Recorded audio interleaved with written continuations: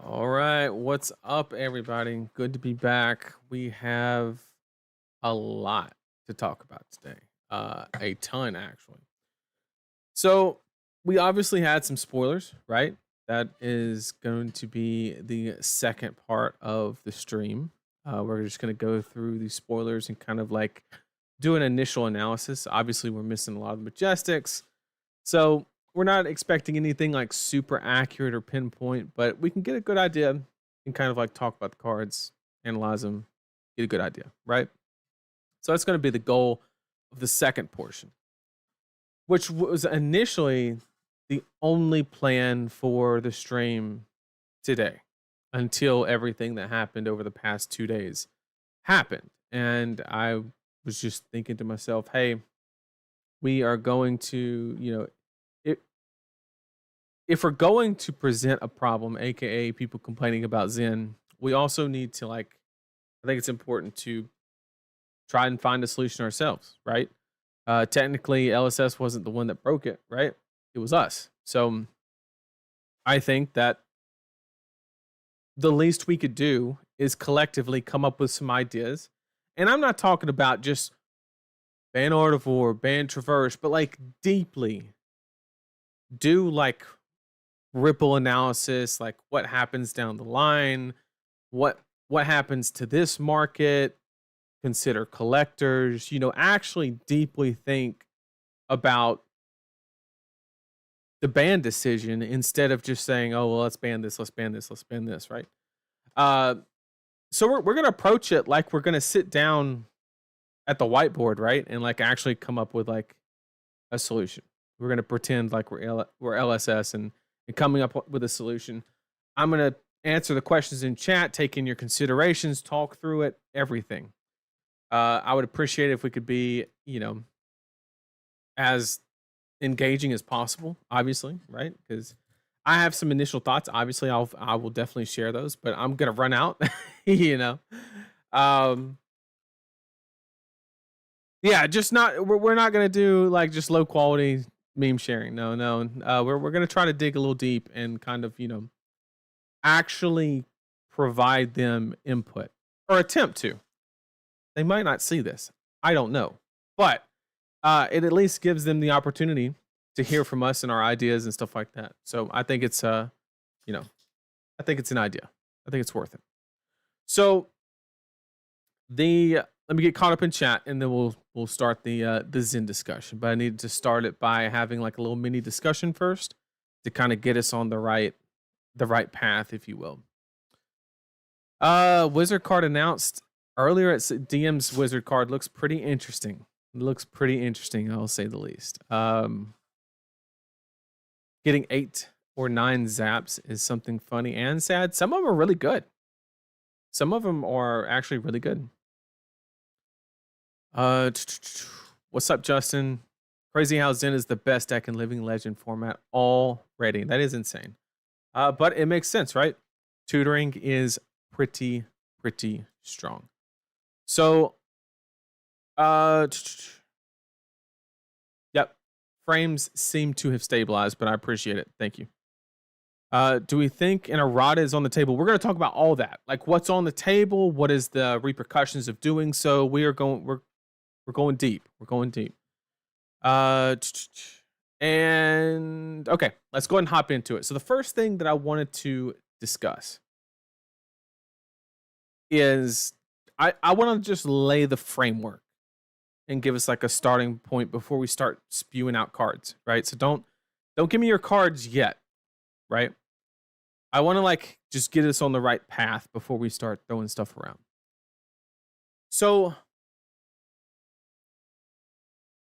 we have to start with what's the problem we're trying to solve. And the problem we're trying to solve is we're trying to make Zen have an appropriate power level, right? That is what we are trying to accomplish. Now, there's a couple of things that we need to do before we know what is adequate or not, right? So what we need to do is we need to look at the metagame specifically. Let me go ahead and change the picture here. Let's just take a look at the heroes and kind of discuss like, okay, if Zen just was to drop out of the game tomorrow from a meta perspective, what would happen? Is there anything anything like egregious that would come about? Because that's something that we need to keep in our back pocket. Because if we are successful in what we're trying to accomplish, which is knocking Zen down, then we need to understand what is coming after to determine the severity of which he needs to be knocked down, right? It's not just knock him down to 80%, right? Or whatever, or equivalent to the next top hero. It's not that simple. It's what are you creating when you do that, right? And the point, which has already been mentioned in chat, the point that I'm trying to make is this hero right here. This is something that we have to consider. Now, this didn't just come out of anywhere, right? Call me out if I'm wrong, but if I'm not mistaken, there was one of those dev podcasts or something somewhere where one of the devs, or maybe Brian, once again, I don't remember exactly who, said something along the lines of Enigma was going to come into the meta and it was basically going to revolve around her. She was going to have like that much impact, right? Or said something along the lines of she was going to have a major impact, right? And we never really saw that. We never saw. I mean, she did good, right? She had a couple top 8s in US Nats. She had a couple. She obviously gate kept a couple decks like every illusionist does, but she didn't really. She wasn't like meta defining, right? And that was obviously because Zen was just a little too good, right? So, if LSS, in their initial observation of Zen, if his existence at that power level made them say that Enigma was going to be meta defining or have a very significant role in the meta, then that's something we need to analyze, because that's where their head was, right? They wouldn't have said that if they saw the Zen that was today, right? Obviously. And so if we just totally take out Zen, does that leave Enigma in too good of a spot? And so what we need to do is we kind of need to look at the heroes and say, okay, what's good into Enigma? What's bad into Enigma? Is there enough that's good into Enigma, right? Because you actually, something we have to prove, I'm not suggesting that it's required, but does Enigma need to be hit, right? That's a valid question.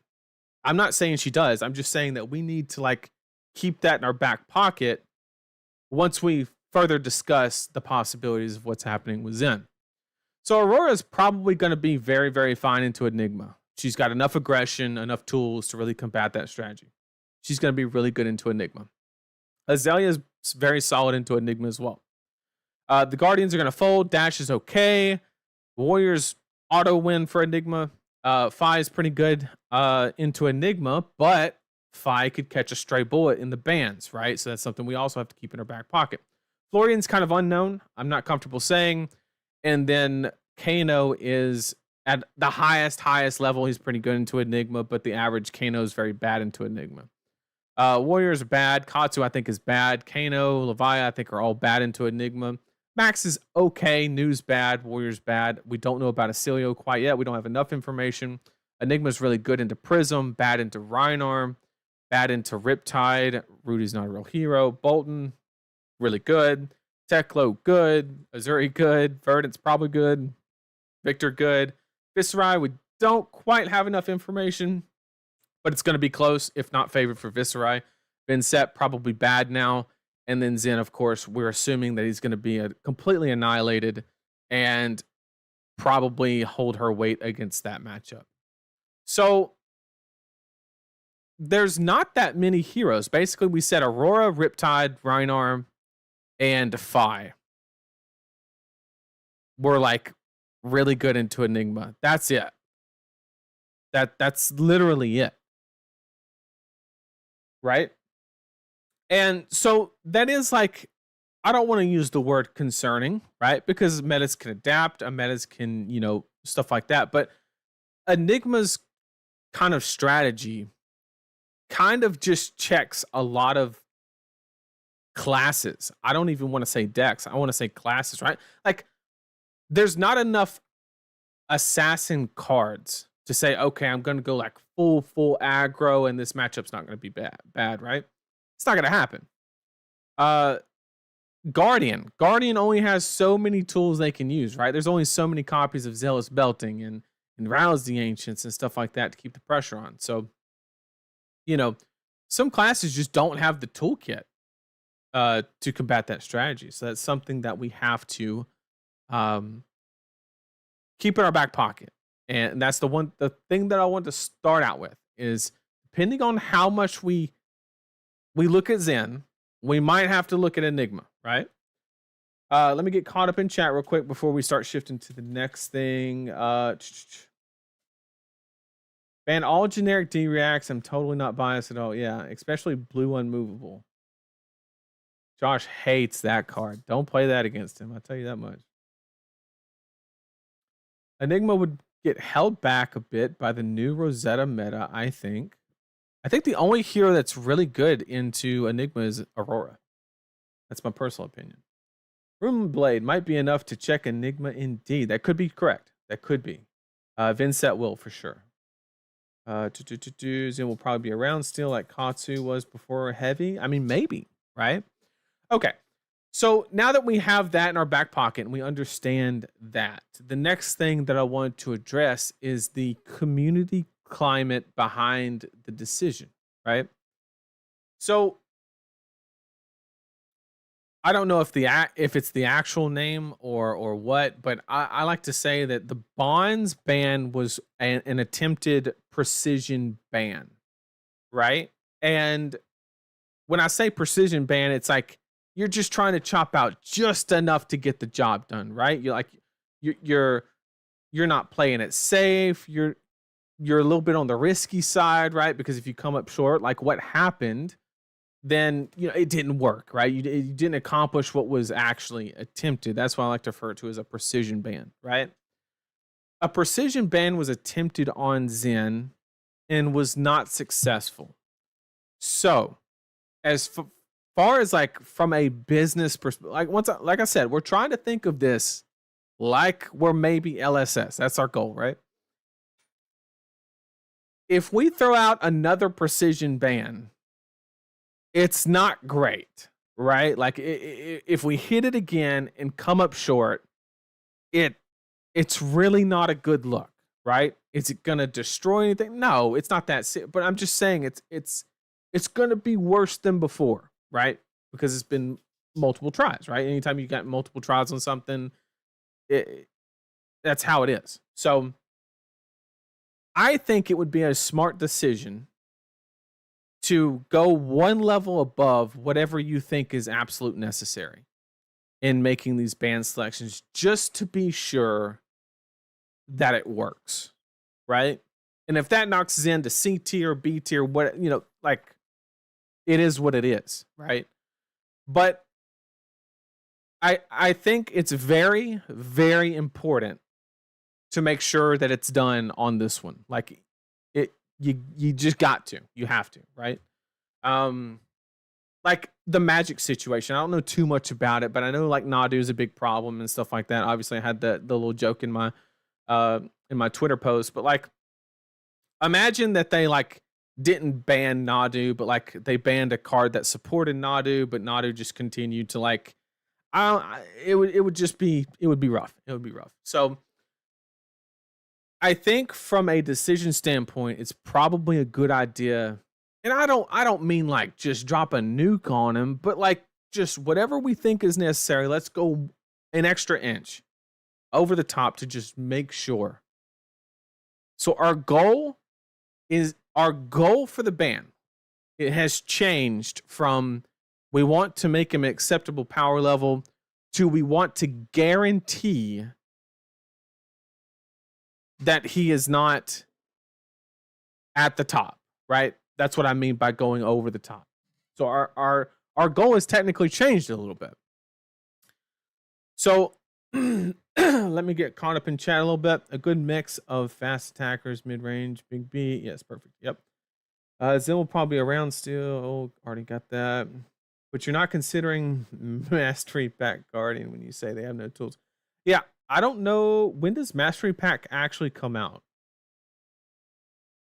I think it's a first. Yeah, and so Shane in chat mentioned hero specific bans. We're going to talk about all that stuff because it's not that simple. It's not as simple as just throwing out hero specific bans. And I'll explain why. Like I said, we have to approach this from every possible angle. And I tell you what, let's go ahead and start with that.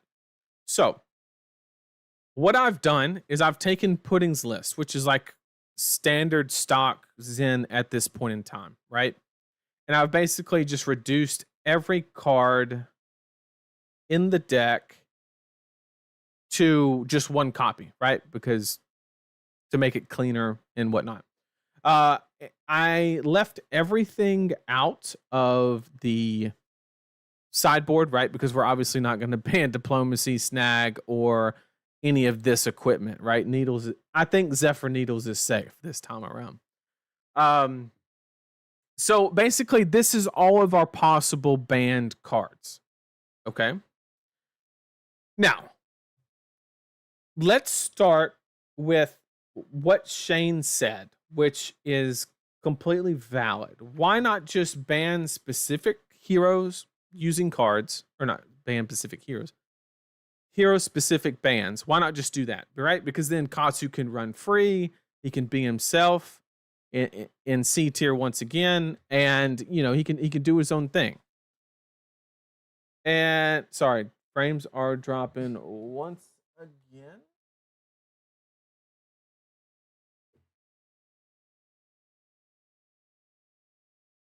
Okay. We should be back. We should be back. Okay. Sorry about that. So, why is hero specific bans not like this easy solution that it is led to be, right? And I think that boils down to it is a very big point of friction for casual and new players. What do I mean point of friction? I mean, you walk into an armory, right? And they say this is a deck of legal cards, right? You can't play this, right? Or you're learning the game. And you sit down, you go to a pro quest and somebody plays a blue Bonds of Ancestry and Katsu against you. And you're like, wait, that card was banned, right? And it can just cause a lot of confusion unnecessarily, let's be honest, right? A lot of judge calls at any open entry event. So we're talking like callings, battle hardens. You're talking about a lot of strain on your judging staff from people calling judges because they see a yellow Bonds of Ancestry or something like that, assuming it was just banned for Zen. And, you know, it's a point of friction is the main point. Is it something that the player base can adapt to and get over? Of course. But anytime you want somebody to enter into your product or your game, you want as little friction as possible, right? Flesh and Blood is already a very difficult game to learn and play, right? And I don't want people to memorize, because if we say that hero specific bans are okay, how deep do we go, right? Is it like the next 15 bans are hero specific? And then now you have to memorize that Sonata can't be played in Viscera, but can be played in Vincent, but not Aurora. But Florian can play it, and it's not clean. It leaves room for mistakes. I don't know. So I'm not a big fan of the hero specific ban. We'll keep it in our back pocket when we actually get down to cards. But I want to make sure that everybody in chat and everybody watching the VOD just kind of understands it's not that easy. It's not as easy as just boom. Let's just ban everything for Zen. Let's just take all his reds. You know, like it's not that easy. Not that easy. Let me get caught up in chat real quick. I think the scary thing about Enigma is she is beating most decks while her deck is teched for Zen. Yeah. It's scary. It's scary, and I don't think people are kind of looking for it. I think about Art of War, but that really hurts Levy. And that's what we have to talk about. We have to talk about ripple effects anytime you talk about removing the card from the game. Hero specific bans is not on the table in my opinion. Yeah, I mean, it depends, right? So we'll keep it in our back pocket, but I would just want everybody to understand that it is a point of friction because it's more that we have to memorize and understand, and it's not that easy. Okay. The next thing that's being mentioned in chat right now is an errata. An errata causes way more friction than it causes way more friction than a hero specific ban would. Let me explain. So in a ban, all you need to know is if a card is banned or not, right? There is A or there is B. I guess we could limit cards, right? But even then, there's only like 4 levels there: 0, 1, 2, or 3, right? It's not that difficult, right? But when you errata, you're changing text on a printed card that is everlasting, basically. And like, yes, you can print armory promos like they did with the Briar, but I think the only way they did the errata on Briar was because there was literally no way to fix it. There was no card you could take away. They literally just had to change the hero tax. And actually, if you're going to errata something that is static on the board 100% of the time is probably one of the best things you could errata, because everybody will be more familiar with it than, say, a random red card in your deck. So, like, I think errata is very dangerous territory and that should be like, look, guys, we have no other option, right? Like, there's nothing else that we can do. We have to errata something. I think that's how errata should be treated. If it was an online game, you could errata everything, right? But these cards have been printed, right? It's very complicated. Have they banned Blue Biting Breeze yet? No, not yet, not yet. Easy peasy. Ban Traverse, Art of War, Bonds, Red. Jeez. What if we just banned the hero? No, definitely not. Okay. So now that we've kind of laid the groundwork on like the quote unquote easy solutions, right? Of, oh, let's errata this, or let's hero specific ban. Let's start digging into the cards. Why can't we errata his health? I mean, you could, but like, I think Zen would be broken at 35 life. I don't know. I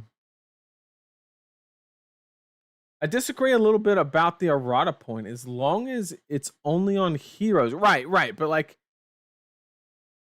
I agree with that. Like I said, I mean, I actually mentioned that, like, if you're gonna do it on a hero, right?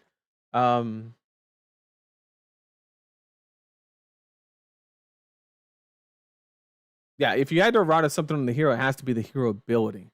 But also, anytime you errata a hero ability, it has to be like similar. You can't just like rewrite it, because then that's just bad. That's just bad. So let's go ahead and knock out what we know is not going to go, right? Let's just go ahead. Like, we know Command and Conquer is not the problem for Zen, so let's go ahead and just get it out of there, right? We know that red 100 wins is, well, that's a tool that we can keep in our back pocket. I want to get rid of it. It's obviously not the problem. The Transcend cards, I think if they were going to hit a Transcend card, it's going to be the specialization, because I wouldn't understand that ban. It does hurt him, obviously, right? It reduces consistency. But you're also hitting the other ones for whatever reason. I'm not entirely sure. Wind Chakra, I think we're only running one of anyway, so it's just not good enough to really ban. So I'd get rid of Wind Chakra out of this. So we're basically left with, I mean, Tiger Form Incantation. Some people aren't even running that. That's kind of out there. Blue Harmony of the Hunt. We're not even on the red ones. I don't think it's that big. So Biting Breeze definitely isn't getting banned. There's a whole bunch of 0 for ones that could just replace it. Same thing for 100. There's no shot that 100 wins is even in consideration, right? Mauling Key is kind of a meme. I mean, there's so many 1 for 5s. You just get 1 less damage. It's not really a nerf. Spinning Wheel Kick does reduce the consistency a little bit by removing some of that natural go again and breakpoints. So this is like what we're at. Like the ban basically has to come from these cards. What? 0 for 1 that makes a tiger? What? Okay. So we've basically narrowed down that if we're going to ban a card, I mean, I don't want to say it has to come. I mean, we could ban these other cards. I just think that these make the most sense. I don't think this one makes a lot of sense either. A lot of decks don't run it. So maybe this. These are our bannable cards. Okay, so we've identified our objective of basically we want to ban what is necessary plus a little bit more to guarantee it, since this is our second attempt, right? And we don't want to. Errata is a last resort, especially when, you know, we'll do it on the hero if we like absolutely have to, but we have to come up with like a solution, right? And so also the weapon, the weapon's not getting banned, so we'll even take that out, right? These are the possible banned cards. Let me get caught up in chat. Give me a second to get caught up in chat. And have you discussed Blue Biting Breeze ban yet? Oh god. Okay. Let me get 35 health. I'm thinking 25. Jeez. Okay. So I see a lot of people in chat talking about Traverse and Art of War. So let's go ahead and discuss the implications of those, right? Traverse the Universe is a very high in demand card right now. It's from the most recent set in the game. And also it's a card that is basically, it is like the card of Part the Misfell, which is a set that was used to introduce Japan, which is the second largest TCG market, into the game. Like I said, when I said we're going deep, we're not just saying, oh, does this make it balanced? No, we're looking at the ripple effects and understanding like what are the impacts, right? If we ban Traverse, it is a 2 for 1. It does solve that Enigma problem that we have in our back pocket. It's like a 2 for 1, right? You bring Enigma down a peg just to make sure that she doesn't like bully the meta, because not everybody has the ability to be aggressive. But there's Japan just got access to the game, and banning a very high level card from that set, it's a little risky, right? You have to understand the implications, right? I think Jason in Discord looked up the price. It was like $50, but like $200 for like the extended art, like you're taking some money out of some people's pockets, right? Which we all sign up for it when we do it. But like, Part the Misfell also. Another thing that we have to consider is Part the Misfell, by almost every metric, was extremely successful, which basically means they sold a lot of it, right? And so if you ban one of the high profile cards in Part the Misfell, you're making a lot more people mad, right? Whereas if you banned Blade Fury, maybe a lot of people didn't open as much, heavy hitters, so it doesn't make as many people mad. I don't know. I don't know if one sold more than the other. I'm just saying I think it's a fair assumption to say that a lot of Part the Misvale was sold because it was a really good set. And also you had to play it if you wanted to win. But Traverse the Universe, high profile card, Japan breaking into the market, taking this off the table. Also, let's look at what LSS has done in the past in regarding legendaries specifically. The closest that LSS has ever come to banning a legendary was there was a BNR announcement back when Oldham got hit. If I'm not mistaken, it was the one where they took his Winter's Well away. And they said that they didn't want to ban legendaries because they remember like when people open their first one, how it's a special moment. But they said that Crown of Seeds was on the watch list or they had their eyes on it or, it was close, right? That's like kind of how they worded it. And so with that being said, they've never banned a playable legendary, right? Because they did ban Crown of Seeds, but it was not playable, right? So from a collector standpoint, the card was not playable. It dipped in price. I think it got down to like $20 or something. They banned it, right? Nobody was mad, right? Why would you be mad? That's not the case here, right? All Mystic Heroes are thriving. This is a very important card in 2 of them. I've even seen some new playing it. But it's a big decision to ban this card. Okay. Let me get caught up in chat real quick before we keep going. Yeah, Shuko can be removed. I do agree with that. You're just hitting all the ninjas for no reason. So I think I do agree with that. Aspect of Tiger Body. I agree with that. I agree with that, Anthony. I think that's a very good one. Blue Surging. Pierre, you're so funny. You're so funny. Blue Surging rip.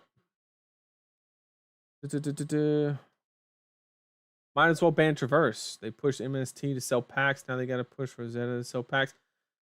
I don't know if it's that simple. I don't know if it's that simple. Traverse is a logical ban so it is a logical ban from a gameplay perspective, but we have to understand the ripple effects. And you're going to make a lot of people mad because they have a $200 card and now it's worth $40, right? You're going to have a lot of people in like, I don't have any data on this statement, but I'm just using logic, right? I would say that disproportionately a lot of the player base in Japan right now are playing MST Heroes, right? Because the game was like introduced with that set and it's the only set, right? Once again, I don't know if that's true. I'm just making a logical conclusion. Therefore, you are banning a Traverse ban is very significant, right? So like a lot of those players are going to have to like go get other cards. And I know they've already identified that the cost of the cards in Japan are a problem. And that's why they've made what's that product called? Like the archive packs or whatever they're called.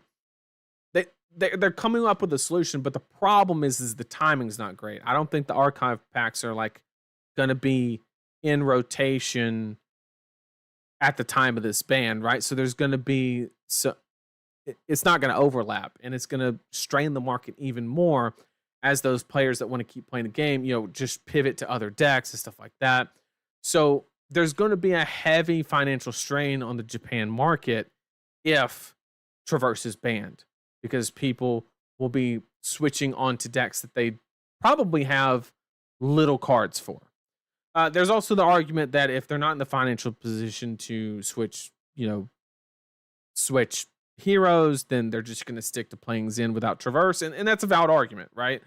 You just have to understand that there's a lot of people that want to min-max and be competitive, and it's going to cost those people more money to do so, right? So let me get back up in chat. I really love this format of cutting a deck list down to find the possible ban. I'm trying.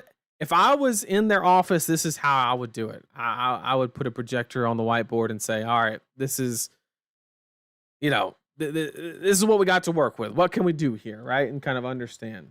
An interesting thing to try would be unbanning bonds, but banning and restricting descendant. In addition, you can ban harmony. Yep. I don't think you can ban traverse. Yeah. It's a good gameplay ban, but there's a lot of ripple effects. We are not gonna errata traverse. No shot. Zero chance. Just errata the hero to play only blues. It'd still win. It would still win. Also, bonds yellow and blue should be banned in Blitz tomorrow. Okay, that's one thing I need to like. We're just talking about CC because if I'm being 100% honest, I don't know enough about Blitz and Living Legend to have any type of valuable opinion or points. So for now, unfortunately, we're just going to be talking about CC. I know there's a lot of people that are kind of disappointed that Zen is taking over the other formats as well. But we're going to take care of one problem at a time. One problem at a time. All three of them and have some issues from design perspective, especially when compared to prior Fab 2.0 sets. Yep. Remember when banning Voltaire was the logical ban to Lexi? Yes. So I think that was more based on they just wanted Lexi to go. They didn't want her to stick around. Because if you took Voltaire away, I mean, Lexi became like hot dog water, like really, really bad. You basically had to play like Ice Death Dealer, and that deck hasn't won anything, I don't think. Although Levi at the first US Nationals whooped my ass on it. I remember that. MST is just so overpowered compared to most Fab Hero sets. When Zen leaves, New and Enigma will be the boogeyman as well. Yep, that's something that they have to consider as well. And the problem is we're working with partial information, right? Because we don't know the true impact of Rosetta, right? There's some stuff in the back, right? Like maybe Enigma is a problem, but when Aurora comes into the format and Acilio, maybe it's not, right? Maybe those two heroes kind of like tame her down a little bit. We don't have that information because we don't have all the cards. But I think levels would be too much. Right, so levels is like the same ban as traverse, but to like a lesser scale, right? Like you're hitting all the MST heroes. Yeah, I mean you're hitting all of them, but like it's a good card, don't get me wrong, but I don't know. But that's a very if the problem is MST, if you've identified like you've done the ripple analysis as LSS and you've like looked at what's coming into the meta and you've identified that like if Zen leaves, then New and Enigma is the problem, then a levels ban would be actually a very, very smart ban.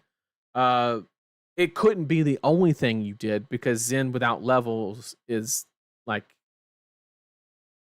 that. It's just not enough. Like I don't even think it's close to enough. It's pretty saddening. LSS hasn't done anything about Zen and Blitz. I went to a skirmish that was at a new store with mostly new players, 20 plus players, and only one Zen that just steamrolled. Yep. Tiger Swipe is not broken and would be too important in alternate Tiger builds. I mean, I agree with you. I'm just saying that like the reason I've cut the list down is like this is what's possible, right? It is a tutorable target. That could be an avenue that you want to attack. It doesn't hurt Katsu. It doesn't hurt Phi. So like it's a contender, right? Is it the best choice? Probably not. But it is a bannable card, right? Holy shit, chat. Keep them coming. Keep them coming. It's an interesting question of how many cards on their win would be enough of a ban. I almost think it's just Art of War and Traverse, which may mean it needs to be multiple cards. All right, Swipe can be taken off that list. It's not what's breaking. Yeah, so it's not about what's breaking. So, all right, let me give an example. Because it goes deeper than just like anytime you have high impact cards, oftentimes it can give the illusion that that's the problem. And sometimes it is. But I just want to give an example, right? Like, let's say Bonds, Gust Wave, and Tiger Swipe didn't exist. You would have to put in, like, you would have to literally put in 12 shittier cards that are going to decrease the power of your Art of War, right? Because if you want them to have natural go again, they're either going to have to be shit rate at 3 with go again, or you're going to have to start dipping into the 1 cost 4 with go again kind of thing to get that consistency that you're really looking for, which is going to start hitting into the cost curve of Art of War and whatnot. So you can hit Art of War. The point I'm trying to make is you can hit Art of War without hitting Art of War. That's kind of the point that I want to get at. So it's way harder to do that with Traverse. Traverse, you kind of can't do that because a chi is a chi, right? And a chi means any card in your deck, and that's not as translatable. But Art of War, like, let's go ahead and talk about Art of War. Let's go ahead and get that out of the way, because I want to present a problem, right? Or not a problem, but an idea. Chat, answer my question. I'm going to skip to the current chat, so I'm sorry if you've put anything in there. But why is Art of War banned in Zen? Chat, let me know. Why is Art of War bannable or broken or whatever adjective you want to use in Zen specifically? Right? It's created some other problems in some other decks, of course. But the decks that have truly violated Art of War, we're talking Chain. It wasn't Art of War. It was the fact that Chain could play shit out of Banish Zone and get free cards. It wasn't really Art of War, right? Then you have Fi. Fi was acceptable, right? Fi could play Art of War and get 5 value from it. That wasn't a huge deal. So is Art of War the problem? Or is it the fact that Zen can block with his boots and then get the chain effect, right? Because what made Art of War so broken in Chain is he would banish a blood deck card that he could play. And so there was no cost associated with the Art of War other than 1 resource, right? And which obviously in this deck is going to be refunded typically by the chess piece. But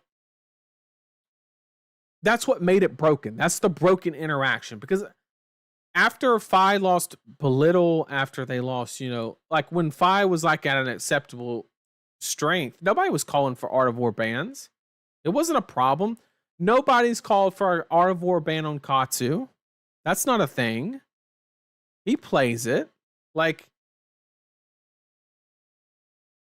And, well, if Art of War is making any cool design LSS does broken, then just ban Art of War. I mean, would Chain be broken without Art of War? Yes. Once again, the Chain problem is not Art of War. Is it cool design? Hell yes. It's one of my favorite heroes to play.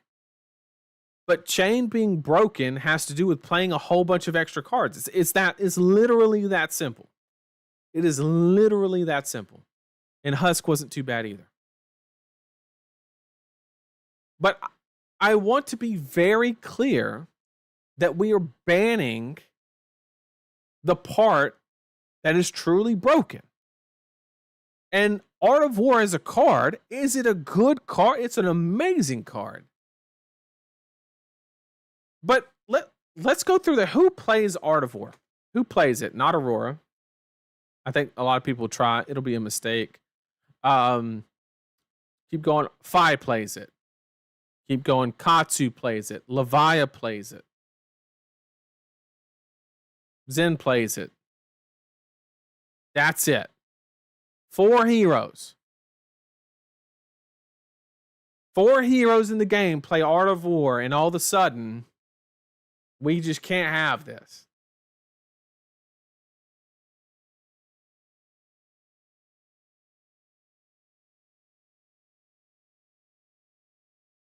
Banning Art of War still lets every hero keep their identity. It doesn't. If you take Art of War away from Fi, he is literally a bot. He is an NPC. Literally.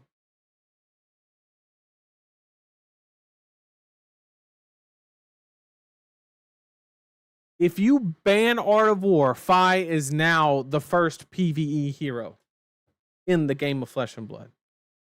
So I don't think that statement is true. Let me go through some of these. I'm sorry, there's a lot of messages in chat. I'm trying to keep up. Might be a hot take. I think levels in Art of Will do a lot. I mean, that's acceptable. I think the rest of Zen's engine is fine. But having not Art of War makes traverse, yeah, absolutely. Art of War is broken because of Stride. I agree. It's the fact that you get to ban the free card. Now, let me try to also prove myself wrong. I mean, Fi is not good right now, but I wouldn't call him a bot. Like, he's definitely down there, but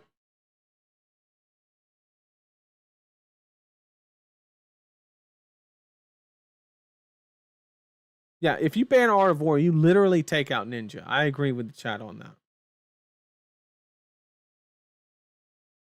So the point I'm trying to make is I don't want to jump to conclusions and just say like Art of War's gotta go because it's the card that when they play it, I die, right? But the reason you're dying is they're blocking with Stride on the turn before, or it's creating game states where it's actually higher EV to not attack the opponent, which should never happen in the game of Flesh and Blood.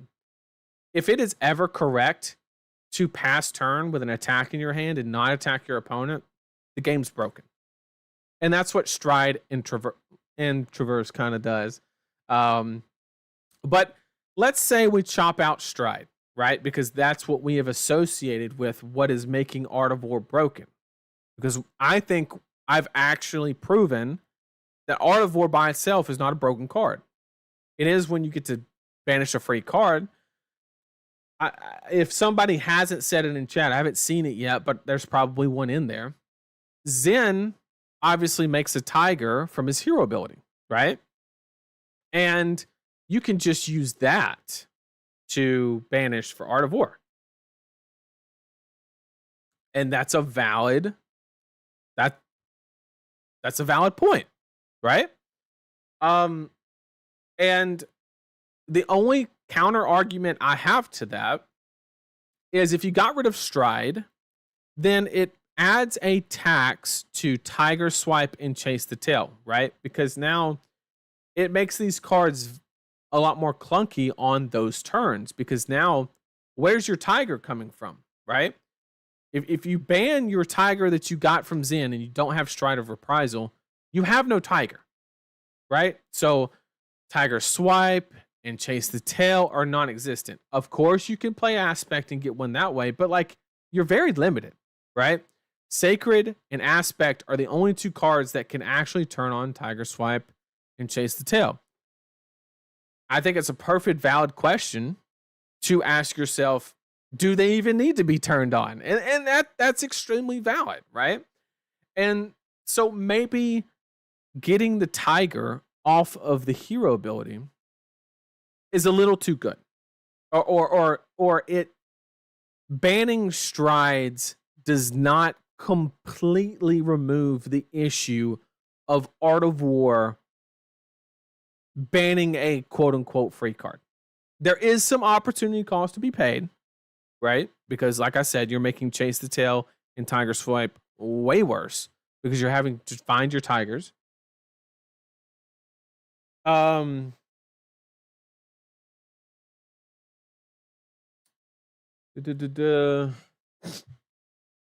The hero can still be strong after a ban, just not 55 damage turn strong. They already have boots that make a tiger and banish. Just ban it and run those boots. Zen Art of War was still good, but nobody was good. That's exactly what I'm saying. That's exactly what I'm saying. I already said the free tiger from Zen. Yep. And that's a good point. If you ban Strider's territorial domain, doesn't make sense anymore. I mean, I'm gonna be 100% honest. Territorial domain is like the last thing on my mind. That is the last thing on my mind. But I do agree. I agree.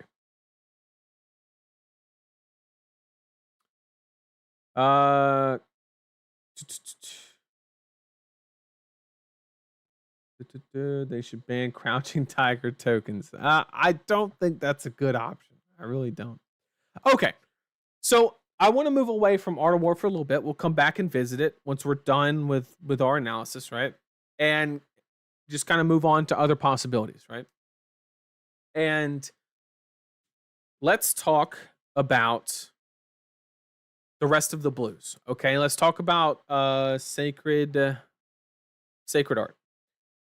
This is obviously a transcendable card, which is going to reduce the consistency of transcending, which is going to reduce. It's the least important one because it takes the most investment to accomplish what you're trying to do. So I don't mean like weakest as in it's the least effective, because it's actually the strongest one, but it requires a lot more. It requires a whole nother card. So, that's something that you have to figure out. So is that a good ban? I don't, because I think what they're trying to do, I think the overall goal of Zen is they're trying to push him into the whole tiger thing. I think that's what they want to do, obviously, right? Chase the tail and tiger swipes and stuff like that. Like, they don't want to ruin the tiger identity, okay? So I think this card's safe. I think it's a safe card. We've already talked about levels of enlightenment. Gust Wave is going to be the same conversation as Bonds, so we'll save it for Bonds. Let's talk about Ancestral Harmony. Ancestral Harmony is really good in Zen. Like, it's really, really good. Is it good in Katsu? Of course. Of course it's good in Katsu. But the reason that it's so good in Zen is it's obviously transcendable. And most of the time, when this card misses, it still gets 4 to 5 value. 4 to 5 value on offense out of a blue is actually just wild. Like, it is actually ridiculous. So I'm going to be 100% honest. Out of all the cards we've discussed, other than Traverse and Stride, I think this is the biggest violator from like a card perspective that we've talked about so far. This card is, if you removed it from Zen, you would barely hit Katsu, right? You would just clip him. He'd put in that other 0 cost combo card, like, he'd be like, it sucks, but like, whatever. So there's no collateral damage. Phi doesn't use it. It's from an older set. And it makes the transcending a lot more inconsistent, which is his strongest attribute. There's not a lot more 0 cost transcendable cards. So in its place is going to have to be like Wind Chakras, if you're not already on them. And then you're going to have to start going into like 1 cost transcend blues, which the problem with that is, like, if you go to like This Round's on Me or whatever the case may be, the problem with that is it costs 1. So you're going to have to invest your blue, then transcend. And, you're asking to have 3 blues in your hand, right? Which is, asking a little bit. Now, you are running like 30 blues, but like, you get what I'm saying. So out of all the cards that we've looked at, including Art of War, Ancestral Harmony is actually the biggest violator from a value perspective. by itself. Let me clarify. I'm not saying that's more valuable than Art of War. I'm saying by itself, other than the equipment, by itself, hands down, has the most value. Katsu died for Zen's sins. I tell you what. Why do we even need to defend Katsu? Why can't we just all admit it ain't his time? I mean, that's a valid thought process. Not one that I would take going out the gate, but like, it's a valid point. It's an interesting question to like weigh how much impact you have or you consider hitting another hero actually be. So then let's go to Tiger Swipe. Tiger Swipe is like we've already talked about in chat before, right?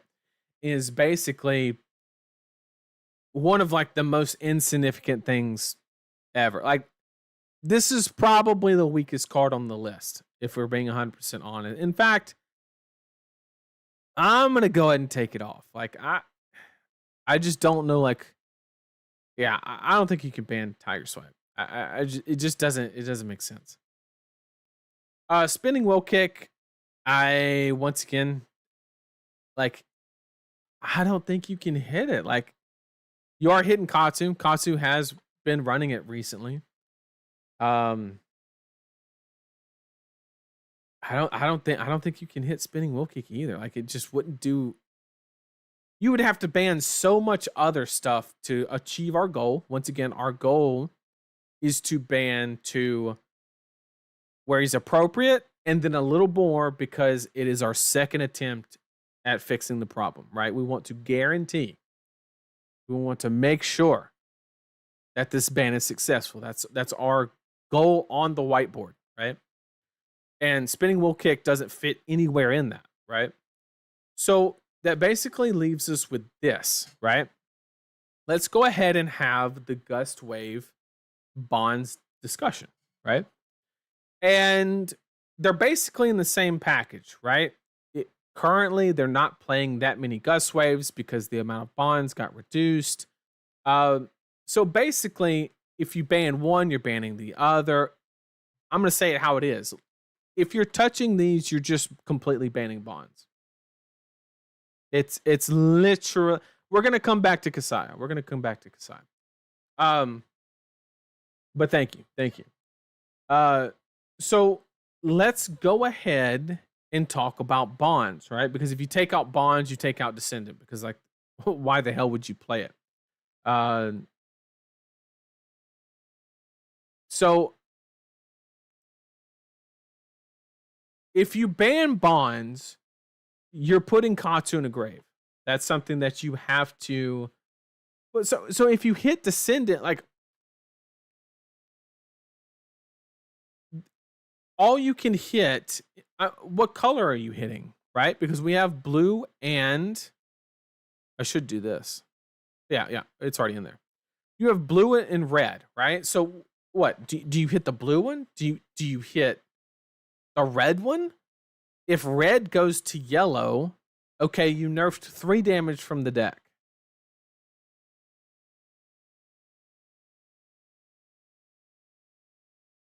I don't understand what the impact to the deck would like.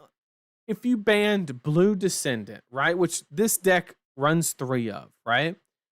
They need to find another 1-cost go again that's transcendable in blue. You don't want that many Gust Waves because you'll only have 3 bonds, right?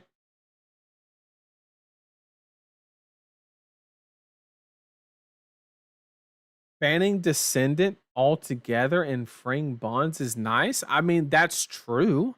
You could revoke the bonds ban and then just hit all colors of Descendant. And then that means that Katsu could lean on his Whelming package to turn on bonds.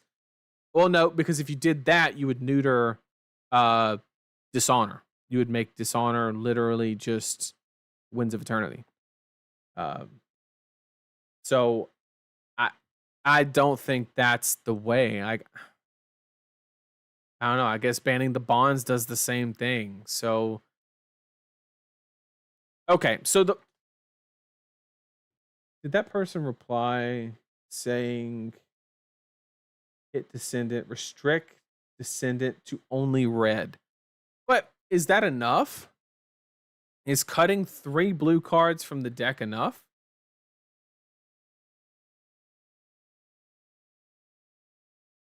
You're taking out some transcendable card, sure, but like there's a lot of one cost go again. Does it make bonds a little bit? Does it mean you have to sit on your bonds for one more turn? Maybe. But like I don't see blue descendant being good enough. I would go as far to say that if you banned descendant, strides, and aspect, there's a chance it wouldn't be enough. I'll be 100% real with you. Like, I'm on board with banning blue gust wave, but it has to be. I feel like you get so much more equity off of another card, or just kill bonds. Like, don't beat around the bush. Just if the problem lies here, just do it. Just do it.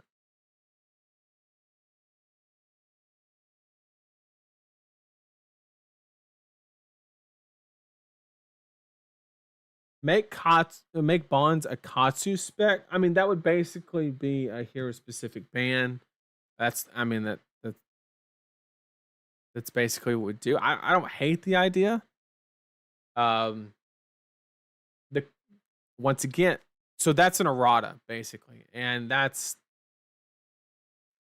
an iffy. I'm telling you, people are gonna show up to their armories with like a Zen deck made, and it's gonna have bonds, and you're gonna have that awkward conversation where that's a Katsu specialization. They're gonna read the card, they're like, where, right? And that's what errata is like. If there's no solution, we'll errata it. If we're changing it like that much. Would making it a Katsu specialization fix all of our problems plus a strides ban? Yes, it would solve everything. But I don't think it's worth it. Just end it all and get Art of War out of the way. Taylor, we talked about it. I don't.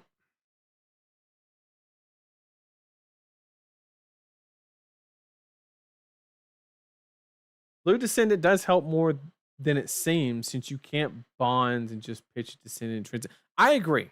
It reduces the consistent. Like I said, you're gonna have to sit on your bonds for an extra turn or whatever the case may be. I do agree. I do agree that it does hurt. Um,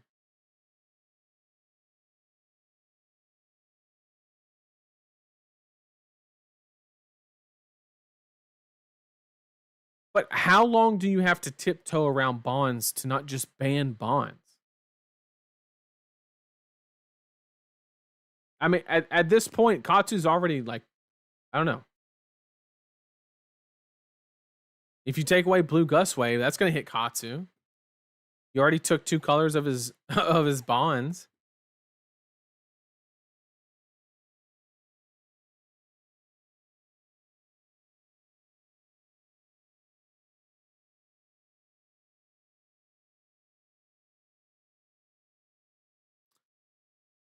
So let's keep going. We got 3 more cards to talk about, and that's Chase the Tail and Aspect of the Body and Kasaya. So Chase the Tail is an interesting one. It's one that catches a lot of flack because it basically has the image of a 1 cost 7 attack card, which it is, but it requires a lot around it. And I think a lot of people kind of overlook the fact that it requires a lot around it, and it's not as good of a. It's a good card, but it's not like as good of a card that we think. I think this is a very good supplemental ban that, like, if you need it, if you need to pair it with something, but this like alone is not the solution. Period. I think the exact same thing about Aspect of Tiger Body. Fi gets hit a little bit by this. I think this card is being ran in Fi right now, and um, once again, it's a really good card. This card is probably better than Chase the Tail. I would make the argument.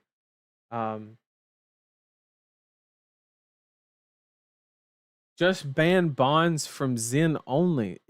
So what I mentioned earlier was it creates a point of friction in the player base because you have newer people or more casual players, because you have to draw the line somewhere. Like, you can't have a card like, I gave the example earlier, like, what if Sonata is playable in Vincent, playable in Aurora, but you can't play it in Florian, you can't play it in Viscerai. Like, if we go down that path, we're going to be incentivized to continue going down that path, right? And it doesn't mean we have to, but what I'm saying is, like, it's going over the course of time, it's going to happen. You're asking the players, and you're adding a lot of friction and confusion into the game when you give hero specific bans. It's a tool you can use, but it's very important to understand the amount of friction you're going to cause. And I don't know. I'm not a fan of it. I'm not a fan of it.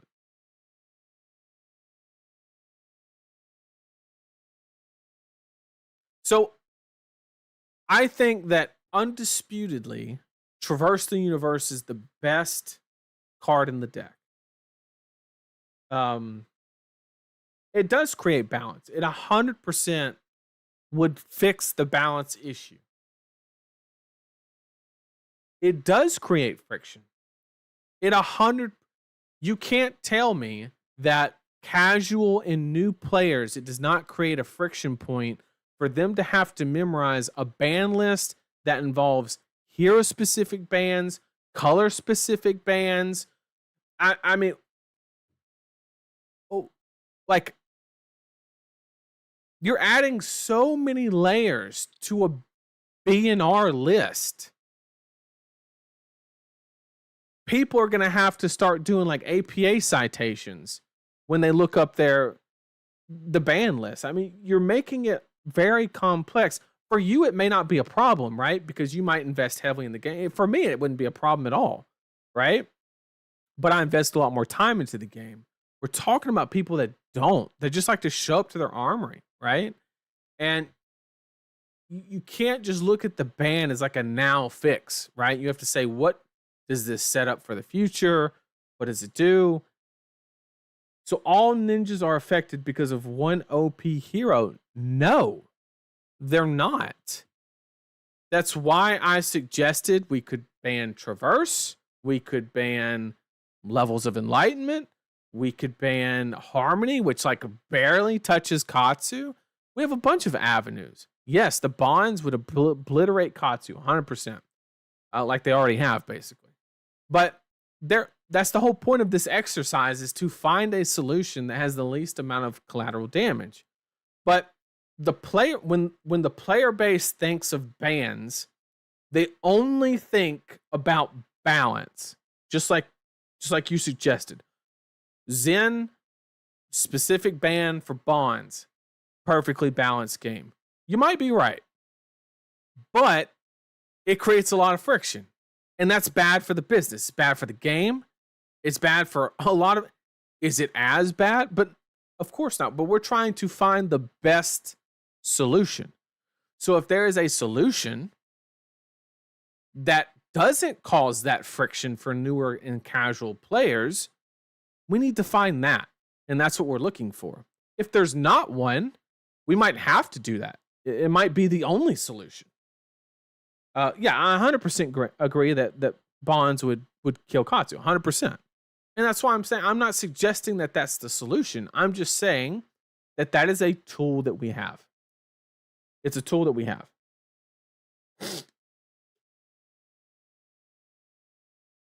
Traverse ban hurts Enigma too much, in my opinion. Well, at the beginning of the stream, I mentioned that after Zen takes a hit, there's a good chance that Enigma could actually be a problem.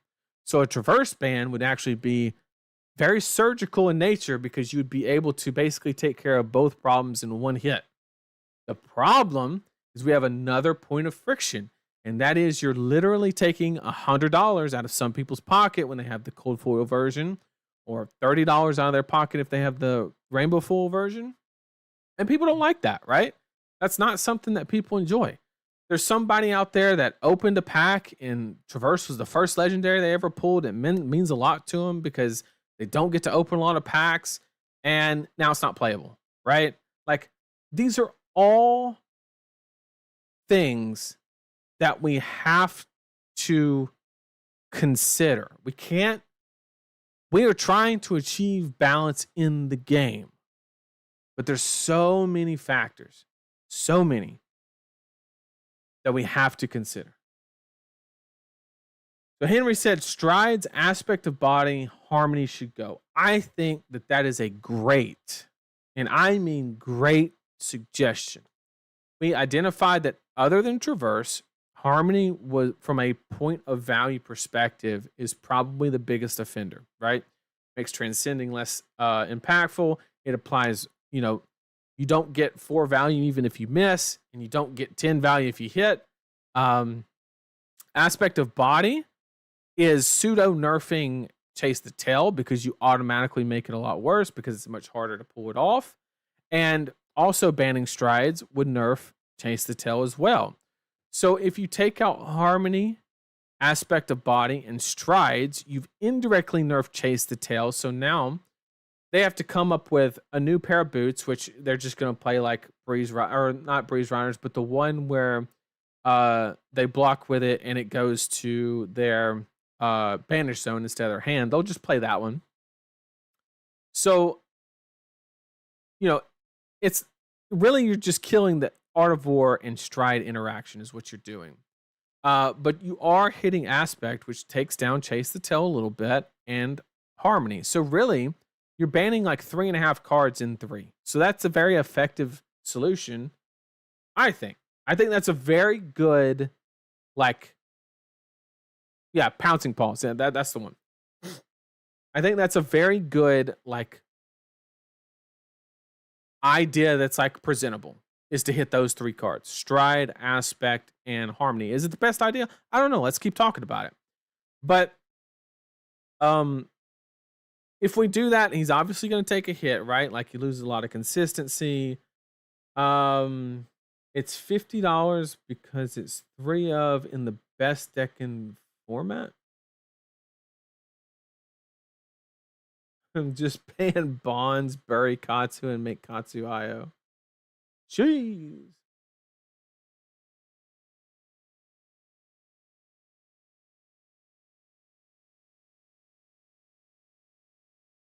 Ancestral Harmony is $50 playset. I mean, it's better than banning Art of War, right? And that's not entirely true. They banned Winter's Well, which has a cold full version that was worth like $50 to $100 at the time before the ban. Pulse of Eisenloft had a cold full version in Tales of Aria that was worth anywhere between like $50 and $75 at the time of the ban. They have banned $50 to $75 cards. That has happened.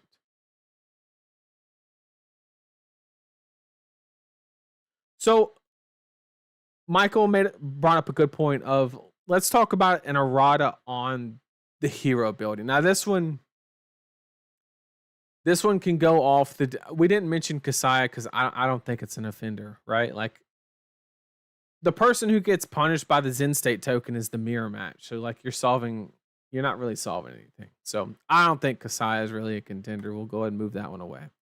So these are our contenders. So on the hero ability, just looking at the hero ability, they banned Crown when it was not playable, Jacob.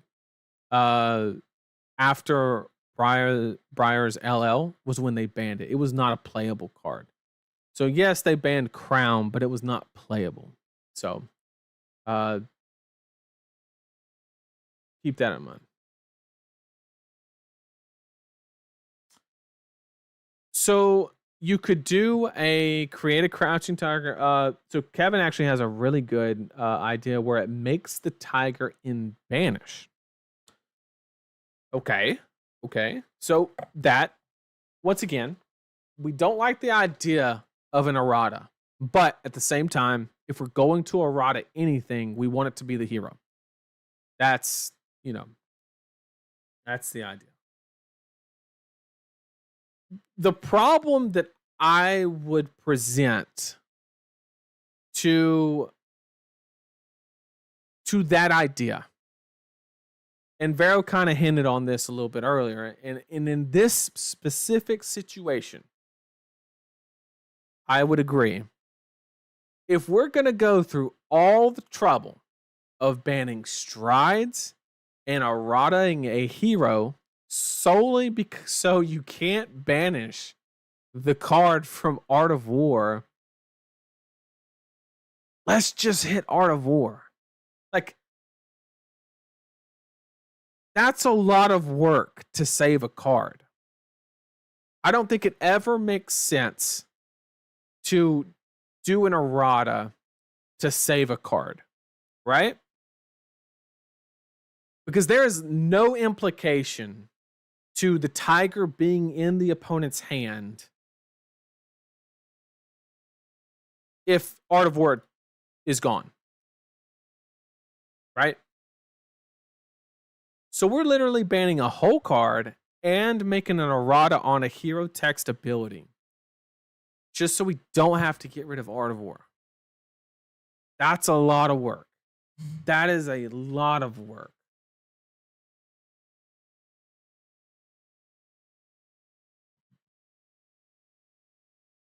They've been very clear that M's not from the first set are totally bannable. Even Art of War seems to be on the table.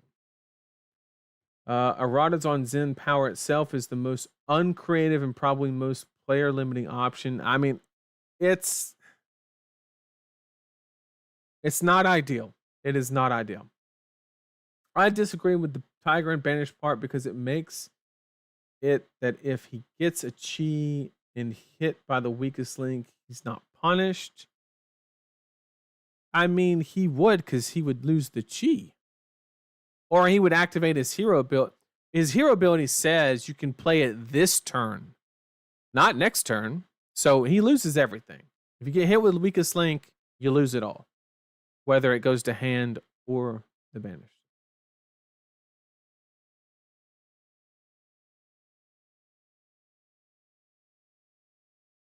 So once again, I'm not too crazy about hitting Art of War. I mean, it's a viable option, but like, I think there might be better ways to navigate it. But what I really think is bad is going through all the trouble of banning Stride and errataing a hero just to save the card. At that point, I would let it go.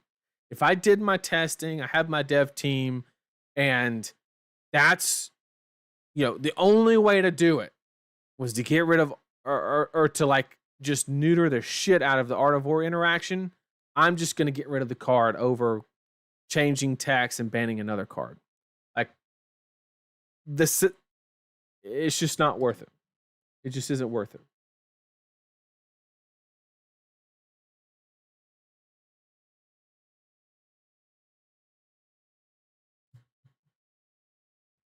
Don't nerf Zen. Just make new stronger. Can still do go again. Yep. Yeah, just ban it over that. Yeah, I'm a favor of banning Art of War in that situation. If we knew we had to neuter the Art of War interaction, I would rather just bite the bullet and get rid of it. So I think I'm going to say this kind of in conclusion, right? Levels is levels and traverse. This is my summary of the discussion, basically. Levels and traverse are good bans if LSS deems that the total power level of MST, all three heroes combined, are a little high. Those are great avenues to attack. We've already stated the economic ripple effects of both cards, right? Because levels is not the cheapest Majestic, right? Or at least it was. I don't know what it's currently at, but Traverse definitely, right? So they have to weigh that option, and ultimately they have way more data than I do on those types of things. So I have to say that it's up to the. I can only make a decision off of what I know, and I don't have that. I just don't have that type of data. So or the experience to associate it to something, I'm just lacking in that specifically. But so if MST is a problem as a whole, traverse and levels is the avenue of attack. Okay. Second, Art of War, right? I think that you can get away because we had the discussion that before Zen was out, nobody was saying shit about Art of War. Nobody had their pitchforks. Nobody was saying ban it. None of that shit. Fi was playing it all day and nobody cared. Same for Katsu, right? It's only broken. Chat, say it with me. Art of War is only broken because you can banish a tiger. It's that simple. Because the tigers typically are acquired at almost no cost.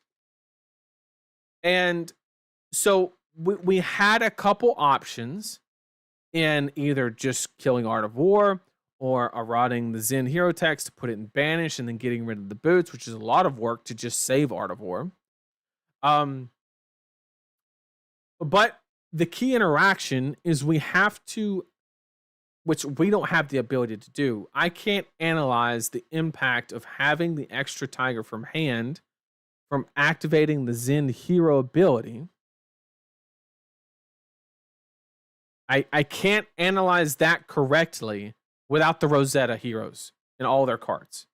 I can't say having a tiger in hand after activating Zen's ability still makes Art of War too good. I can't make that assessment. I don't have the information. Okay? So we have identified that the interaction between Art of War and Tigers is what is unfair, not the fact that Art of War exists. Okay? Traverse is stupidly good, right? It blocks 2. It literally gets a whole... It's the strongest piece of equipment, I will say. So chat's going to roast me on this one. It's the strongest piece of equipment the game's ever seen. It's better than Crown of Seeds. It is. Like, I don't know how else to explain it. It literally gets you a whole card on demand, blocks 2, and then typically all the Mystic Heroes get added value from it just being a card, right? And the only contingency is you have to play one of like 9 or 10 cards in your deck, right? And so, like, Traverse is a perfectly logical hit, but we just have to understand the ripple effects associated with Japan entering the market. Most of the Japanese players probably playing MST heroes and how that affects them as a player base. It's something very important that we need to consider. Okay, the second technically the third rabbit hole that we jumped down was Ancestral Harmony. We identified that Ancestral Harmony was at face value second only to Traverse in offenders based on face value, right? It's a transcendable card. It blocks 3. Even if you miss, you get 4 to 5 value on offense out of a blue. It's a big offender, right? I think it also very barely hits Katsu, right? So it's not huge. It's not, it's a little bit of a hit, but not like I don't think any Katsu players are really going to cry about it. I really don't. So, on face value, it is the biggest offender, I believe. The third biggest offender is bonds of ancestry at face value. So we talked about that discussion and how if you go this route, if you completely kill bonds, you are literally just saying Katsu would be worse than Arachne in this current meta. I'm not exaggerating. Katsu would be untouchable. Literally.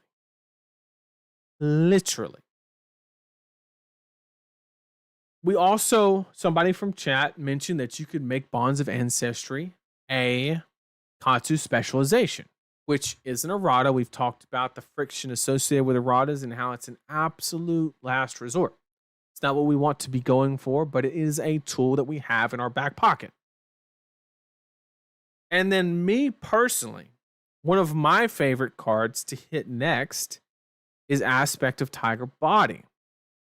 Now, I will say that with an asterisk that if we hit Aspect of Tiger Body, it in no way is the only thing we can hit, right? Like if that card's out of Zen, it's like, we're safe, right? No. That there's so much more of a problem than botting. But I think, like someone in chat mentioned, a ban like Ancestral Harmony, Aspect of Tiger Body, and Stride of Reprisal, it could be enough. It could be enough. But once again, I need to remind you guys in chat, our goal is not to make Zen acceptable. That is not our goal in this ban. Because it's our second attempt after a failed precision ban, our goal is to guarantee that Zen is at an acceptable level, which by the measurement of banning means you have to go a little bit over the top. You just have to, right? You have to. It's not a good look if you try to fix a hero and try twice and it's still not fixed. It's a very bad look. And me, if I was an employee at LSS, I would not absorb that risk. It's not worth it. It just is not worth it. I'm going to say this is necessary. Like, I would actually go as far. I kid you not. I would do this. I would make a BNR announcement that said, this fixes Zen. Like, I wouldn't like draft the whole announcement, but I would like pick the cards, right? Like, let's say Stride and Harmony was enough, right? I would say, okay, what's something else that can go? And I would literally, from that point, just chop something else off. Once again, because our goal is not to make Zen at an appropriate level. Our Zen is to specifically guarantee, which we can only accomplish by overshooting on purpose a little bit. Okay, let me get caught up in chat a little bit. If you want to solve Zen issues, just ban Zen until you can agree on how to adjust this power level.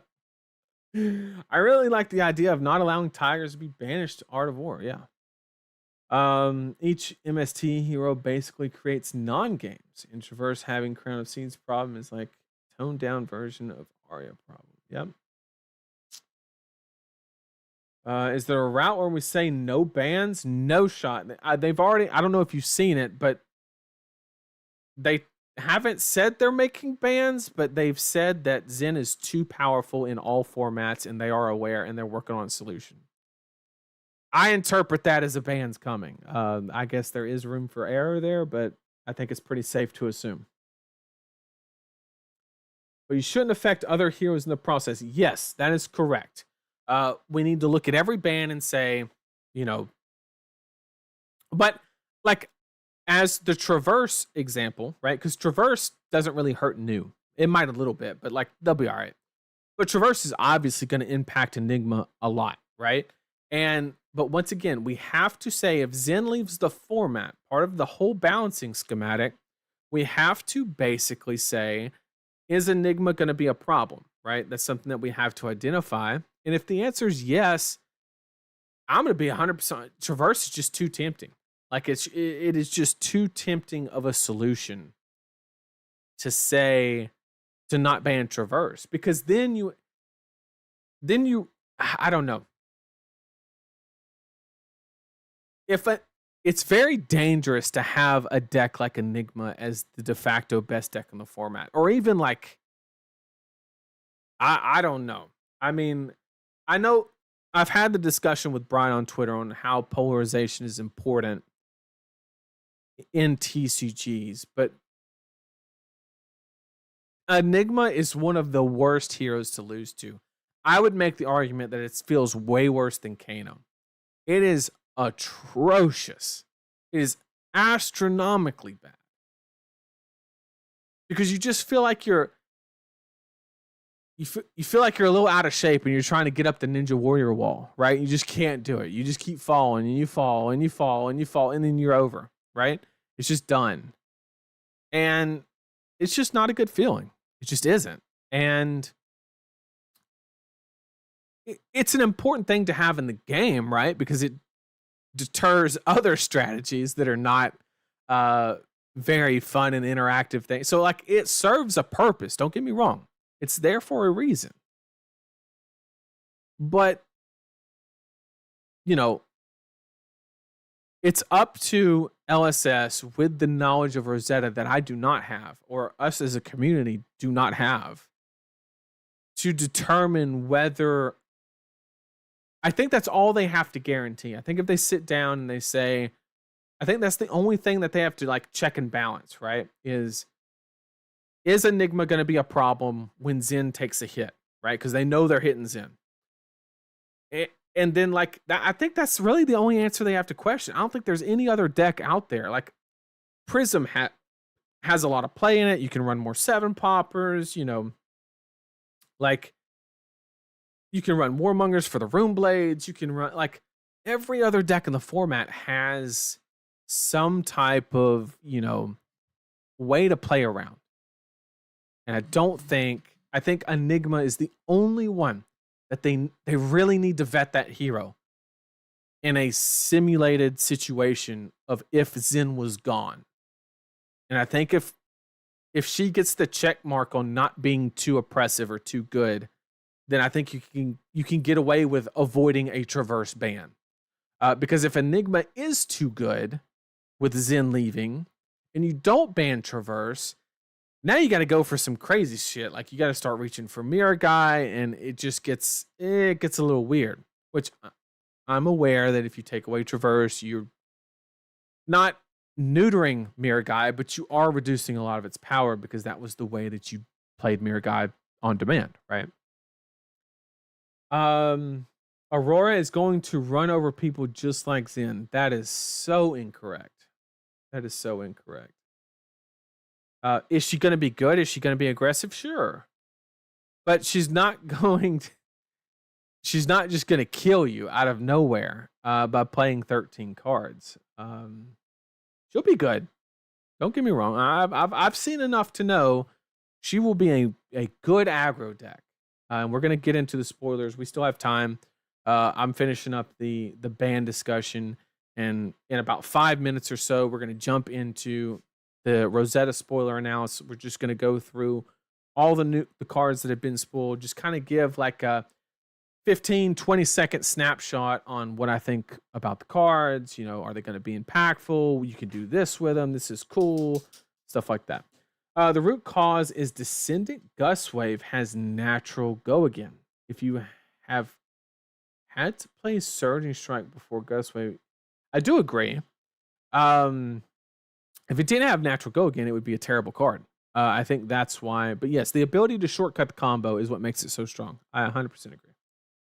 I 100% agree. I don't know. I enjoy the ban discussion.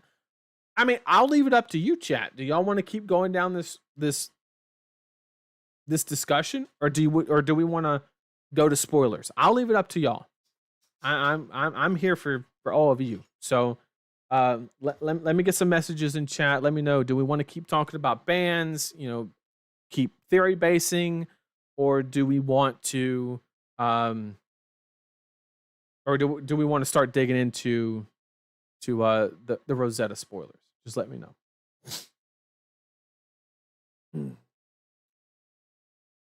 Seeing how it's already 4:30 a.m., I'm gonna go to bed. Well, I appreciate it. Thank you for joining me. I really do appreciate it. I really do appreciate it.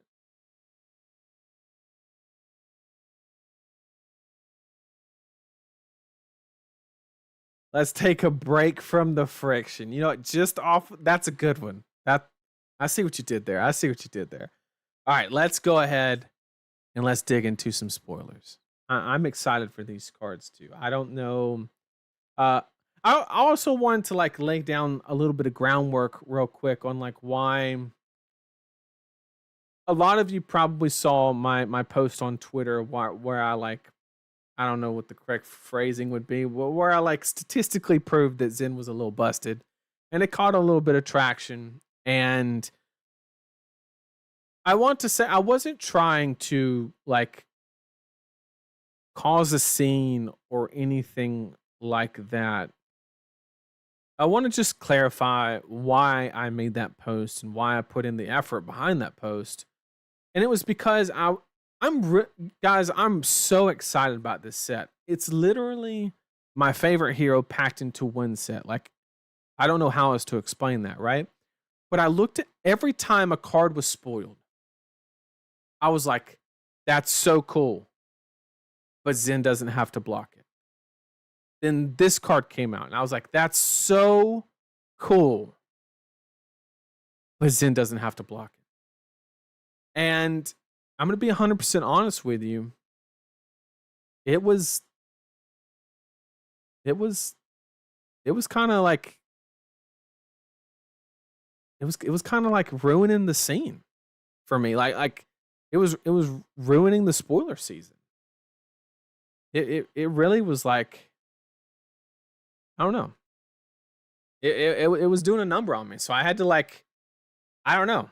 I just had to say something. I had to do what I thought was my part to kind of like, and thankfully, I don't know if it was, yeah, Zen kind of ruined spoilers. That's exactly how I felt. It's exactly how I felt. And I tell you what, I cannot explain the relief from Brian's tweet on whether it was because I sent out what I did or not. I'm not making that claim, but like, the fact that he's sending out, everybody can enjoy and theory craft instead of just throwing stuff away because it doesn't beat Zen, right? That's not what we want.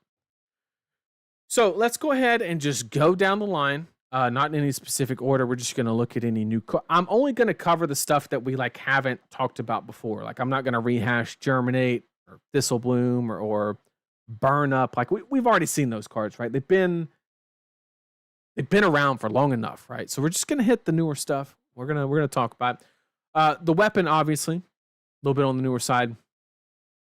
I'm going to be 100% real with you, chat. This is a limited card. I don't see a whole lot of situations where you're going to be playing this over Nebula Blade. If you're going on the 2 cost curve structure, you could make a more aura heavy deck that would require it. But the only way that Rotwood Reaper is valid is if the auras that you are creating or playing are not derived from non-attack actions.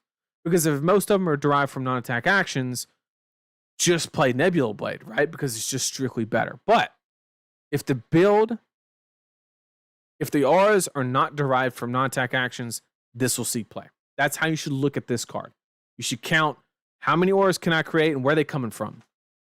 And if a lot of them are non-attacks, throw in Reaping Blade. If they're not, Reaper. Done. Easy. Next. Let's talk about Arcane Seeds. This one's pretty simple, right? We have the life on the right side like we've seen before. And then we have Create rune chant token, create rune chant token. So it's separate instance. It's going to trigger Florian's hero ability, right? Aurora can play it. Spoiler alert, she's probably not. But she can't. It's Earth. Sorry, she cannot. But so this is just a Florian only card, and it's going to, when the hero ability is turned on, it's going to make 4 rune chants, which is really good. And not, let's slow down a little bit. This is 4 rune chants with Go Again. So at worst, this is basically read the runes with Go Again that blocks 3. The card's really fucking good, okay? I don't know how else to I don't know if Florian's going to go crazy and be playing like Mordred Tide and stuff like that. I'm not entirely sure. It's just going to be like a decision on it. But the fact that the base of this card, like let's say the hero ability is not even turned on. You play this, you gain a life, that's 1 value, you make 2 rune chants. Boom, that's 3. It is literally read the runes with Go Again that blocks 3. It's an earth card that goes in your graveyard to help fulfill your hero ability, right? Because one of the throttling mechanics on Florian is getting those earth cards into the graveyard so then you can get them into the banish zone. Because we've seen the main avenue is decomposition, which is going to take cards from your graveyard to banish zone. Okay? So this card, I would give it an A. Like I think it's really solid. It checks. Anytime you can get this much value built into an earth block 3, you got to take it. You have to take it. It's too good.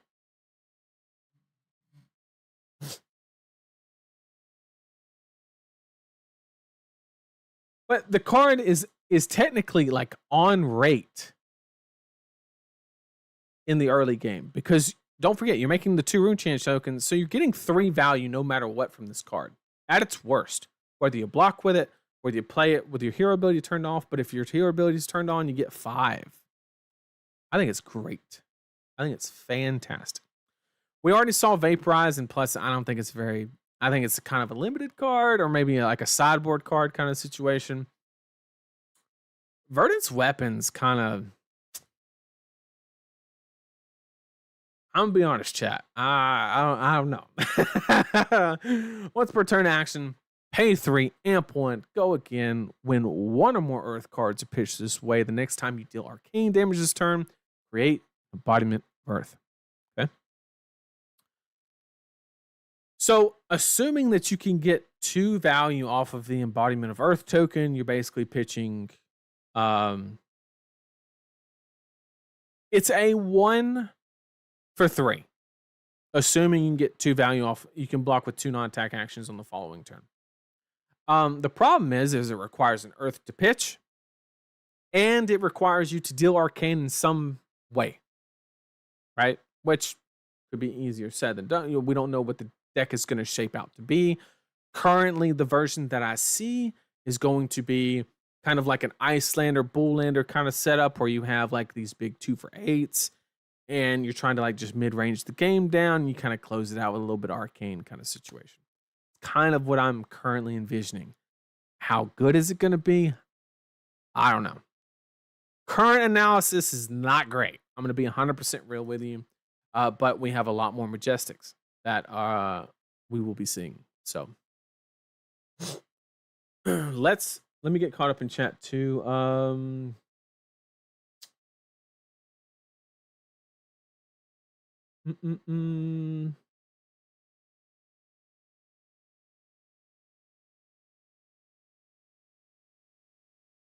Okay, so Sigil of Brilliance is the next card, because the lightning weapon was actually the very first one to be banned, or not banned. I got banned on my mind, chat. No, it was the first one released.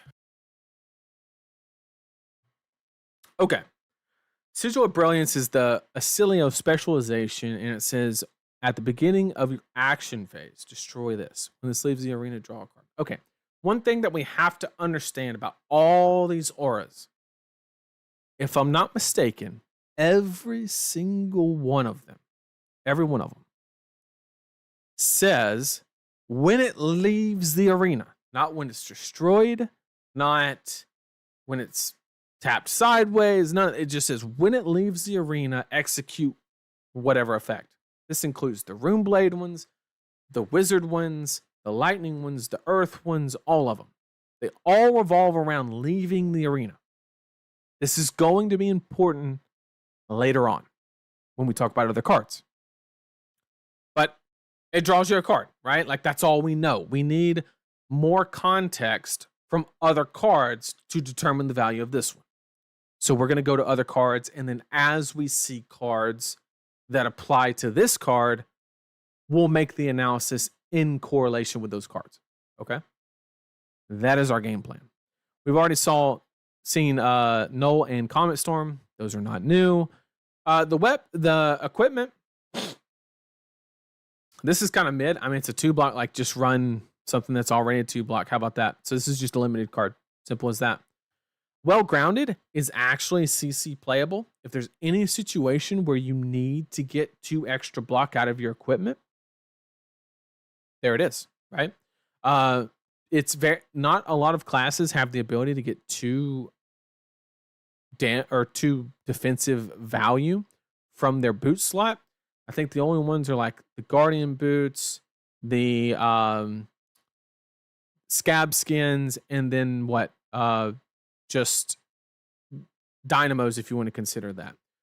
I think this is the only other way to get 2 value in the foot slot on defense. So if you just need that extra protection, play this, right? This can also be used as pseudo spell void. Be careful, because this is an instant, whereas spell void does not add a trigger to the stack. This does add a trigger to the stack, so it can be responded to. It will not prevent that damage. So it is like spell void, but it is not. So just be careful. Yes, the Bolton boots. Thank you. We have already seen Felling of the Crown, amazing card. Same for the tree. Seeds of Tomorrow is a new one. We have a blue, 0 cost.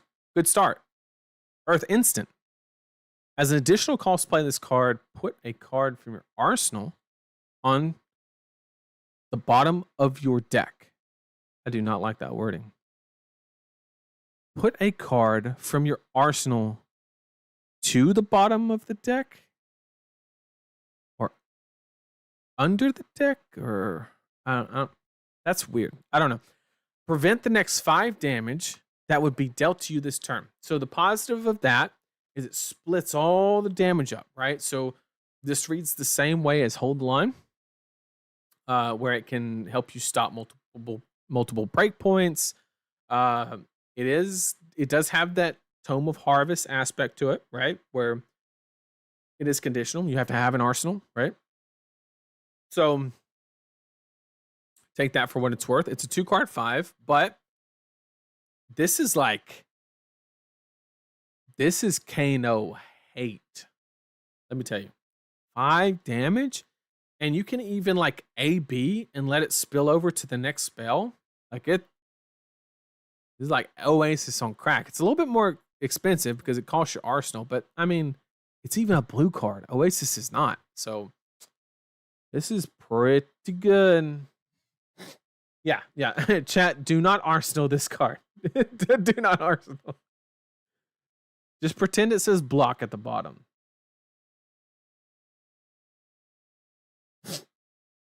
Okay. Let's move on. We already knew about Earth Form. That's just like the 2 for 7, make an embodiment of on hit. Nothing crazy. Summer's Fall, 2 cost, Earth attack action coming in for 6 in red, blocks 2. We're going to start noticing this trend. A lot of these Earth cards are going to be blocking 2. Something we have to keep in the back of our mind. Decomposes, which, as I mentioned earlier, is the throttling mechanic built into the Earth Heroes, right?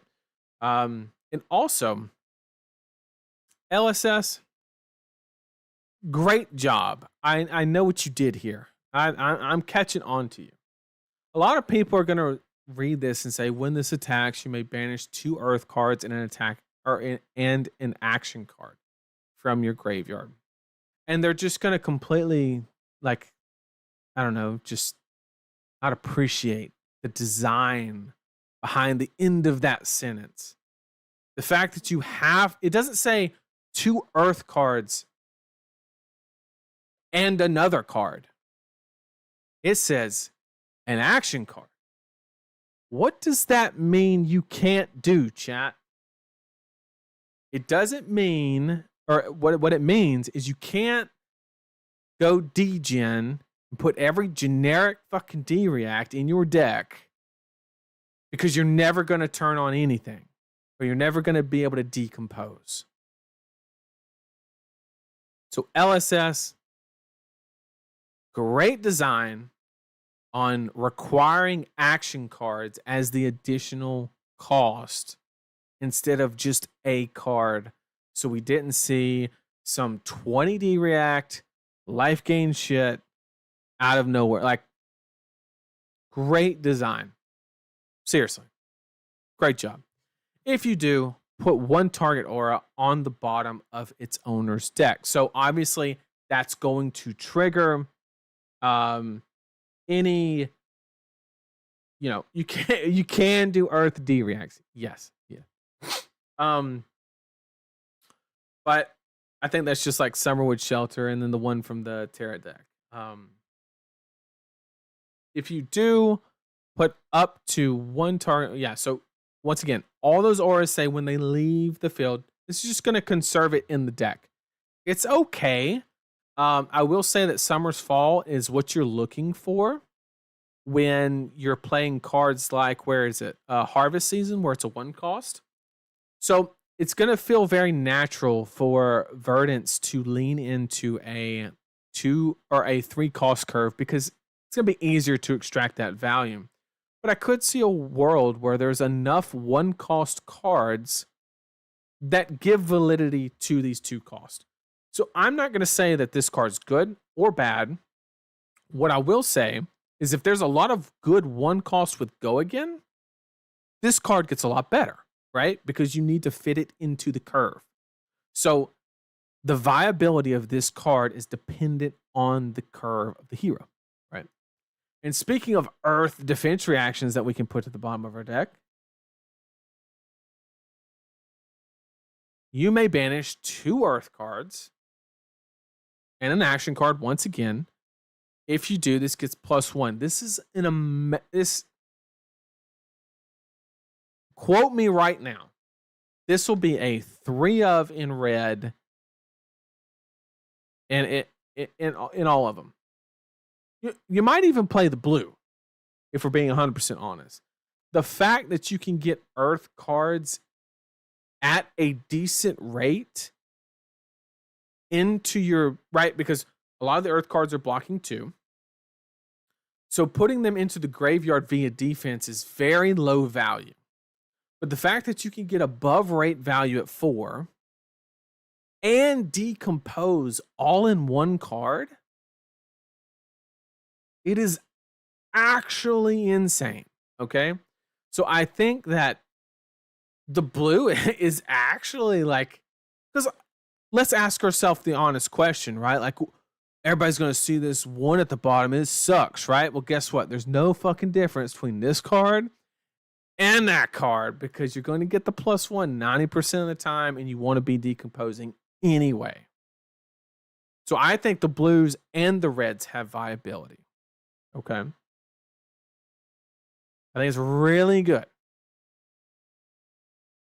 Really good. Okay. Sigil of Sanctuary. Arcane Shelter 1. When this leaves the arena, create an embodiment of Earth token. This says limited on it, basically. This is a limited card. Simple as that. Autumn's Touch. This card is so good it used to be banned. Look at it now. Next. Blossoming Decay.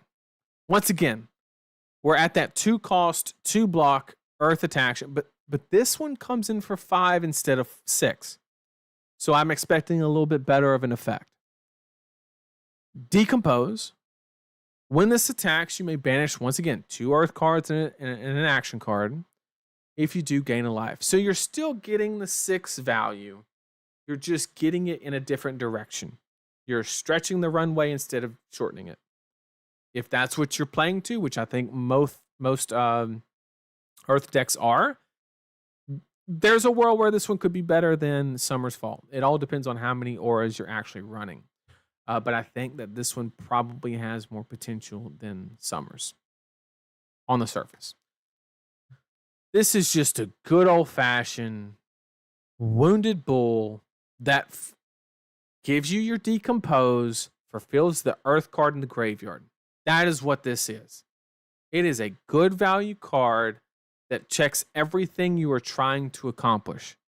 I think in red, this could be an easy staple for yeah.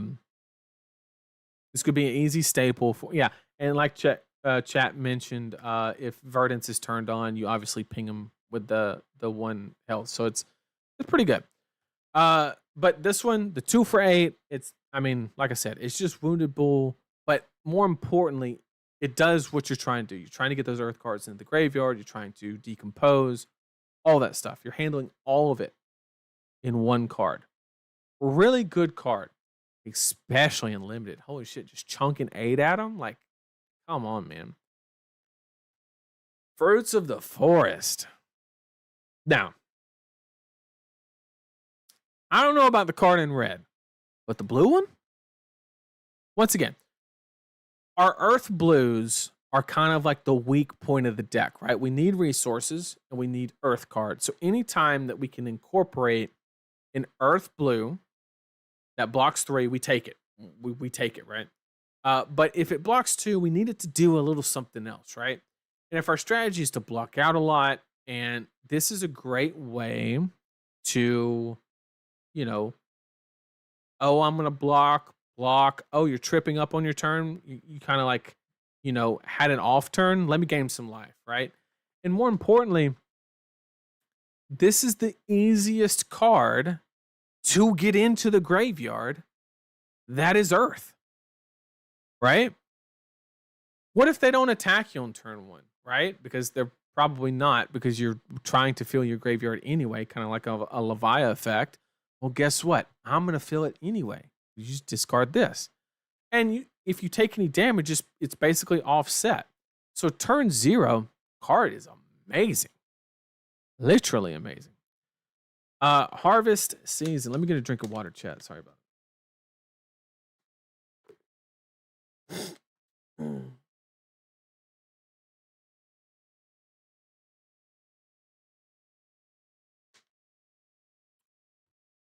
Okay.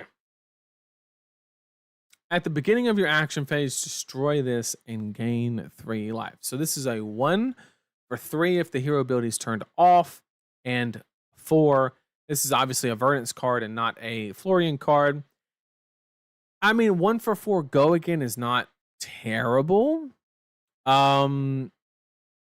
It's really gonna depend on like Sigil's clearly better than this because you don't need to pay into it, right? But this is an Earth card, right? But it blocks 2. I'm undecided about this one, Chad. I don't quite. This seems like a card like you just need something to fit a certain bill in the last 10 to 15 cards of a deck. You throw it in. You're like, man, I'm just a little short on my life gain. Boom, throw it in, right? This is not something that you're gonna like make your deck list, and it will not be in the list within the first hour of deck building. Is the point that I'm trying to make. Strong Yield. Okay, so 1 cost. Once again, we're continuing with this thing. Go again at the beginning of your action phase. Destroy this. Then your next attack this turn gets +3. Chat. That says attack, not attack action. This card's got Nebula Blade written all over it. Okay? And it's Earth. It blocks 2, which kind of sucks. This has Nebula Blade written all over it. Simple as that. This is exactly what you want in Florian. I don't think Verdance will play. If Verdance plays it, it'll be because she's on the 2 cost curve instead of the 3. Because you've built the deck around like Strong Yield, Harvest Season off of the 2 cost curve. But this is great in Florian in red. I think the blue's bad, the yellow's bad, but red in Florian is the juice. And in Verdance, maybe, probably unlikely if we're being honest. Let's talk about Fertile Ground. Cost 2. Earth instant. Anything with an instant, I need you to train your mind and say, that means it's even easier to get into the graveyard. Because I think when people start deck building, that's going to be the first thing they're going to kind of struggle with these Earth heroes. Is they're not going to truly understand, like, it. When you're really trying to push things in the graveyard and then decompose, like, what if you draw a bunch of decomposed cards, but you don't have any in the grave? What do you do? Do you block for 2 or all of them? Like, it becomes a lot more difficult. But when you have instant cards, it opens up the amount of lines you have, makes things a lot fluid. Does it come at a cost? Hell yeah, because the motherfucker doesn't block, right? But gain 2 life if there are 4 more Earth cards in your banished zone. Instead, gain 5, right? So it's a 2 for 6. But it's an instant, right? So you can play this and Wounded Bull them, which is pretty good, right? And you can always do this after you've Wounded Bull them, right? So you can decompose to fulfill this and then play it afterwards because it's an instant. So it's pretty solid.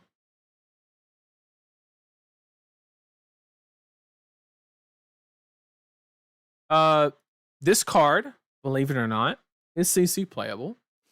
When this defends, you may discard a lightning card. If you do, return an aura you control to its owner's hand. So, basically what it's going to allow you to do, I mean, you discard a card to put, let's say, the sigil that we referred to earlier. The sigil, I need to remember the name, Brilliance. It basically gives you a free filter, right? Which, and not only that, it's not the only thing it does. It also gives you a very easy lightning card to play to buff your weapon. Because you get Amp X, where X is the number of lightning cards you played. So if you just block with that, return Sigil of Brilliance to your hand. You draw a card, so you basically just refunded it, and you just have Sigil in your hand for nothing. You get to play it again, and then boom, you get the amp off of it. So this basically reads, in correlation with that card specifically, it's a wash on the cards, but you get a free lightning card to play and amp your weapon. So it's a 1 on defense, 1 on offense is how it should read.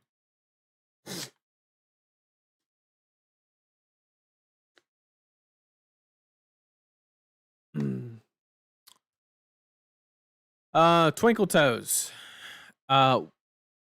Once again, if you need the 2 block in the foot slot, this is an avenue you could take.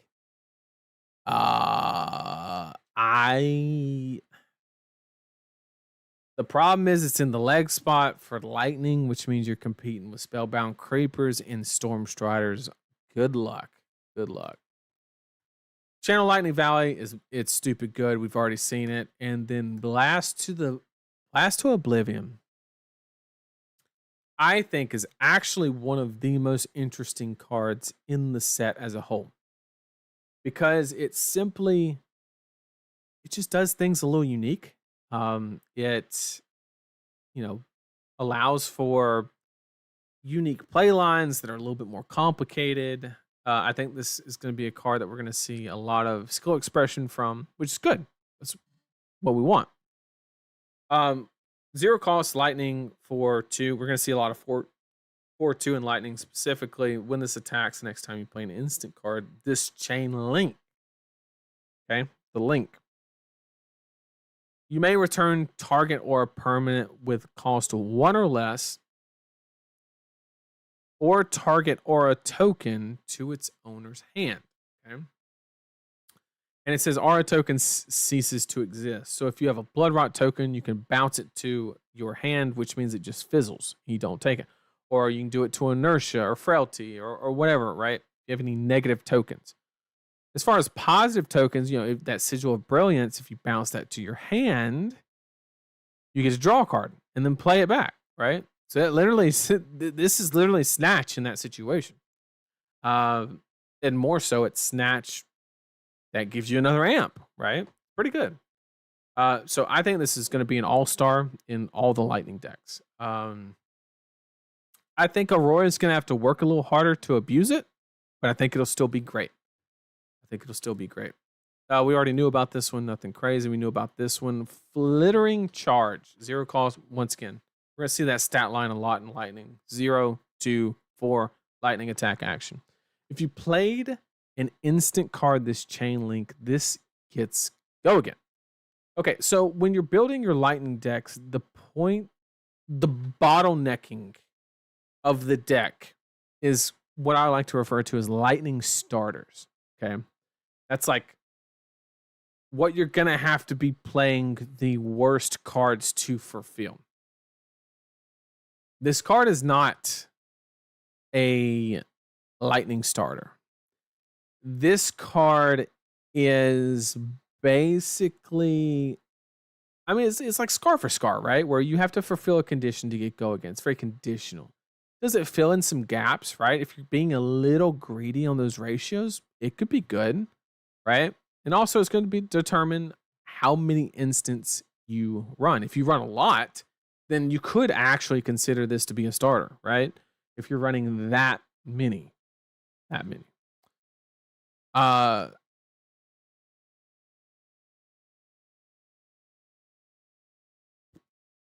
Why does this feel like bounce, traverse the universe? Yeah. Oh man, yeah, it's good, but it is not traverse good. Okay, Fry, we know about that one. Heaven's Claw, we know about that one. Lightning Surge, we know about that one. Second Strike, we know about that one. Right? It's the same thing. It just if you've dealt damage +1 go again. This one's iffy because it's very conditional. I don't like playing cards that allow my opponent to have agency over what my turn is going to do. So this, I personally would play kind of as a last resort, probably, or it's lower on the totem pole. Sigil of Lightning. We've already seen that one. We've already seen this is just limited. This is just limited. Okay.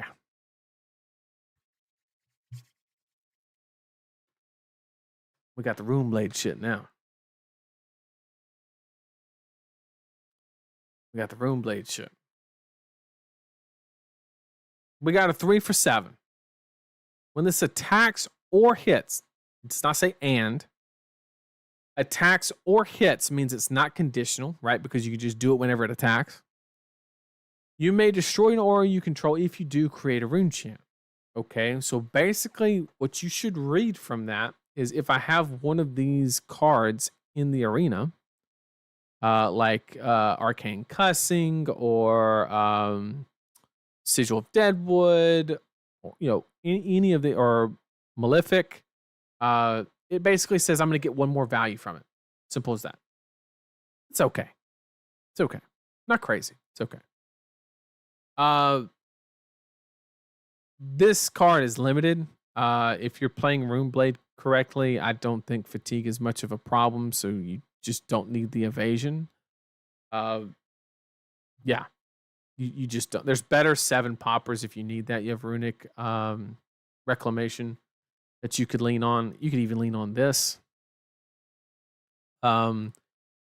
Condemned to Slaughter. 1 cost, 3 block, Rune Blade action. Your next Rune Blade attack this turn. Attack, not attack action. Attack. This turn gets +3. This says Nebula Blade all over it. You may destroy an aura you control. If you do, each opponent destroys an aura permanent they control. So this absolutely dumpsters Enigma, Prism, anybody else that does auras, right? If you're playing in limited or against the wizards, then you have to keep in mind that they are going to instantly get the effect of it leaving the arena because it is destroying it. But it is a May ability, so you do have agency on whether you want to do that. But this is a very good 2-card play to play with Nebula Blade. Okay. Malefic Incantation. 0 cost, 2 block. So we're getting down in block. Starting to block for 2. Go again. This enters the arena with 3 verse counters. When it has none, destroy it. Once per turn, when you play an attack action card, remove a verse counter from this. If you do, create a rune chant token. This card in Vin's set it's good. Really good. It's really good. It does force you into that Mavrian Skies shadow puppetry kind of like playstyle, where you're not being mid-rangey, you're just trying to go wide and do a bunch of stuff, but it solves so many problems, right?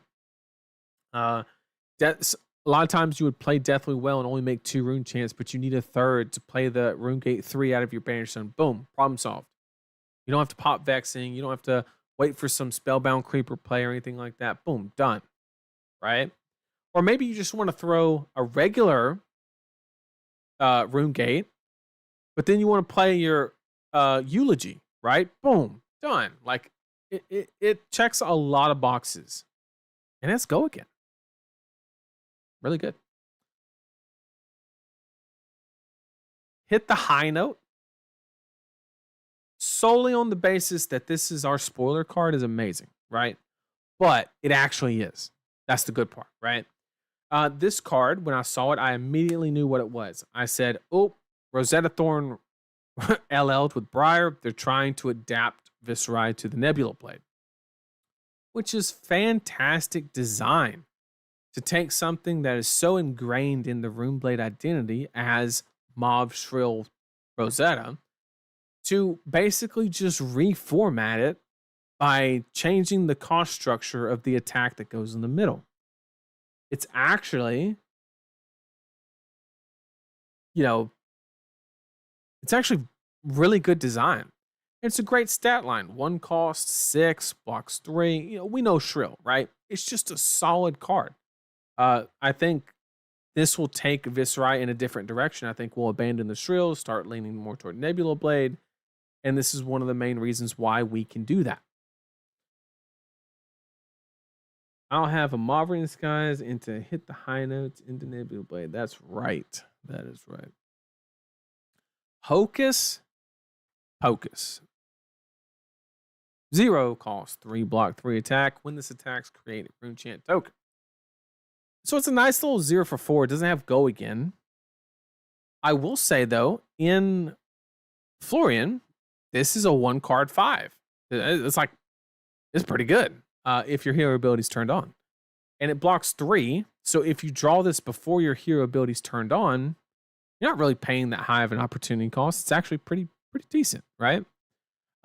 So I don't think it'll see much play outside of Florian, but it's solid. It's solid, Meet and greet, huge fan of always, right? Rune Rager Swarm. If you played or created an aura this turn, this gets go again. Okay, so as long as you lead it with a non-attack action card in Viscerai, it always has go again, right? And I think this is where it'll see the most play. I think he's the only one that makes auras consistently enough to justify this card. And in that situation, I think it's a very good role player. It should just be looked at as an extender. It's just a 0 for 4 with go again in between your Mauve, hit the high notes, Rune Swarm, then Nebula Blade. It will fill a great role. This will be in Viscerai for sure. Arcane Cussing. Okay. I didn't understand what this card did till I read it the 4th time. Okay. 1 cost, 2 block, go again. Runeblade action aura. Go again. when you deal or are dealt damage, destroy this. So if you take damage, boom, gone. When this leaves the arena during your turn, create 3 rune chant tokens. So if you take damage on your opponent's turn while you have this card in play, you get no value from it. You don't make a single rune chant, right? So it does require a little bit of play, right? Like it's not as straightforward as some people may initially think. It's great in Vincent because you have the ability to just deal damage to yourself. So what I was talking about, incantation being a great extender, this is an even better one because it doesn't have to come after a deathly well, or you don't have to have eulogy. You can just do it, right? Like you play the shadow card, boom, you damage yourself. As long as your attack has go again, done.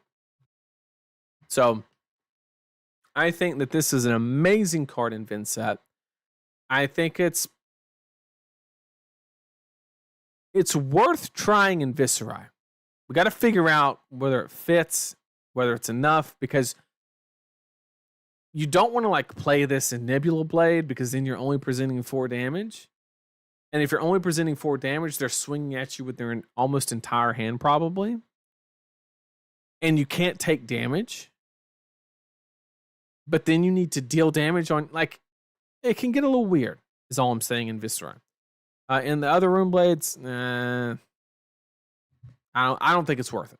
I think this is 100% in Vincent. We can try it in Viscerai. That's my verdict on this one. Deadwood Dirge. Okay. Sick art, by the way.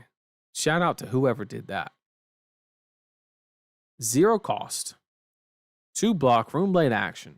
Destroy this aura you control. If you do, create 3 rune chant tokens, go again. So, the way you should look at this card is, at worst, you can blow up another rune chant and make 3. So it's yellow, read the runes with go again at worst. Okay? It does get a little bit clunky if you do not have a aura in play. But if your whole deck is designed around, Mauve, hit the high note, Nebula Blade, you can always play this card in the middle, right? So it's most of the time it does what it's trying to do. But what you can do is you can blow this up with it. You can, there's some other things that you can blow up, but most of the time, this card's going to be worth 2 rune chant, which could be worth it, could be not. Depends on how many discount cards you're running and stuff like that. Oath of the Arknight. We've known about that, right? It's one of my favorite cards that I've always wanted to work so bad, but I think I've only ever played it in blue. But I just love this card for whatever reason. Okay, so here we have Chorus of. Well, I skipped the hold focus, but I mean it's just amp. Cool.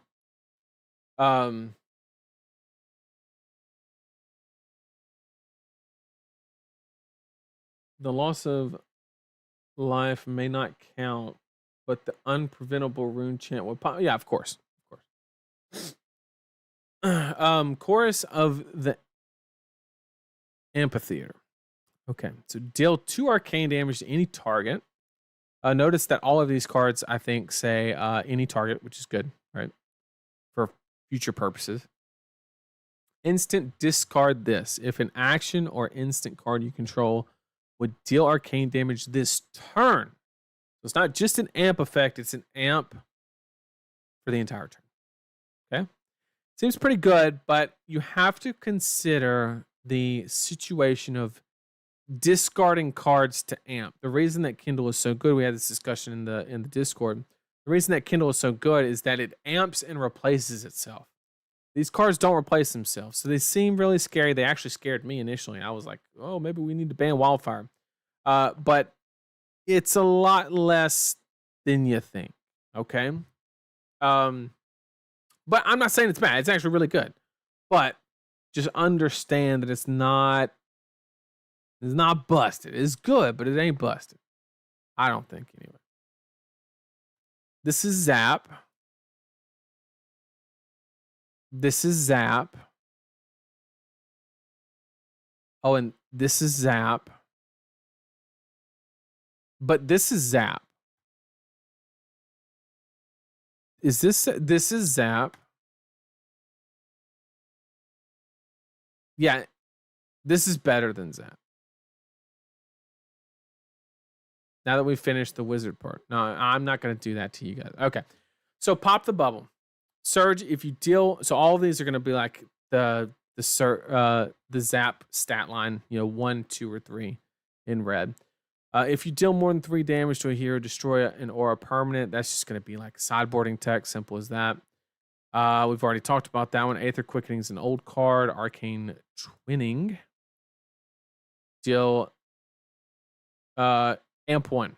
Okay, so it's like, if you need to like ditch the blue Zap in your deck, it's solid. Like you'll get the amp off of it, but it's not like it's not gonna blow your socks off. All right.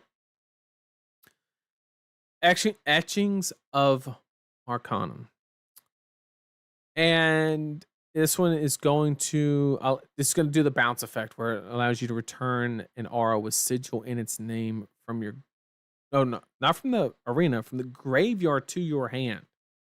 So it is plus an extra card. So if you have this is actually pretty good in the Cilio because you can put his specialization into your hand, which will effectively get you a card on a further turn. So pretty good, but you got to get the surge off. That's the thing. Exploding Aether. Amp 3. Go again. Cost 2 though. Really expensive. And it blocks 2. That's another one that's a little bit of a doozy. I don't know how to evaluate this card if I'm being 100% honest. It seems a little lackluster. This is Majin's spoiler. I know earlier I made the joke that this is Zap. But this is so much better than Zap.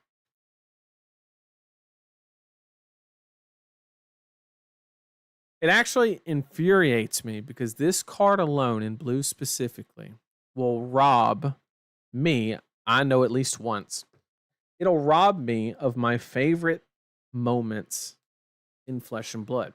You might ask, what are your favorite moments in Flesh and Blood? It's when I hear a Kano player say that if I had one more resource. My favorite thing in Flesh and Blood is hearing Kano players say that. Now they're going to say, what do I do with this extra resource?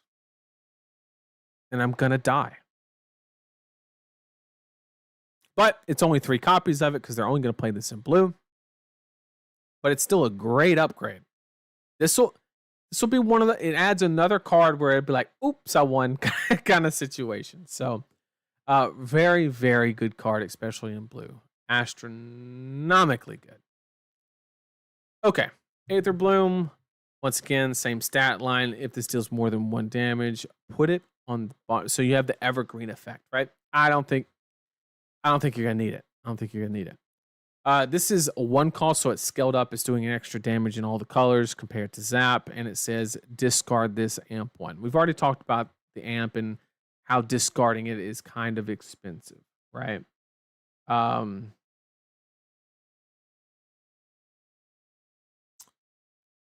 Okay. Bruised Leather, that's limited. Runaways, we've already seen. We've already seen those cards, seen that. We got Fighting Spirit back in the game.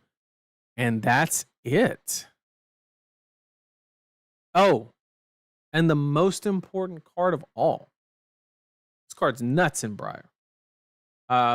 This card is astronomically good. I need to check on the interaction between this card and Blossoming Spellblade. That's one thing I need to revisit. But I mean, this just has everything. It does arcane damage. It blocks 3. It's blue. It's earth. Like it just does everything.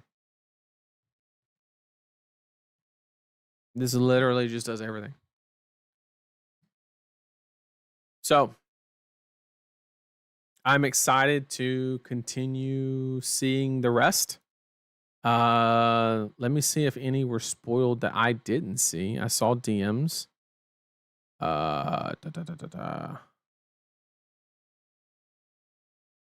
We got these two. Let me check the Discord real quick and make sure. I think there were two that dropped while we were talking. I say while we were talking. It's like over over the whole stream.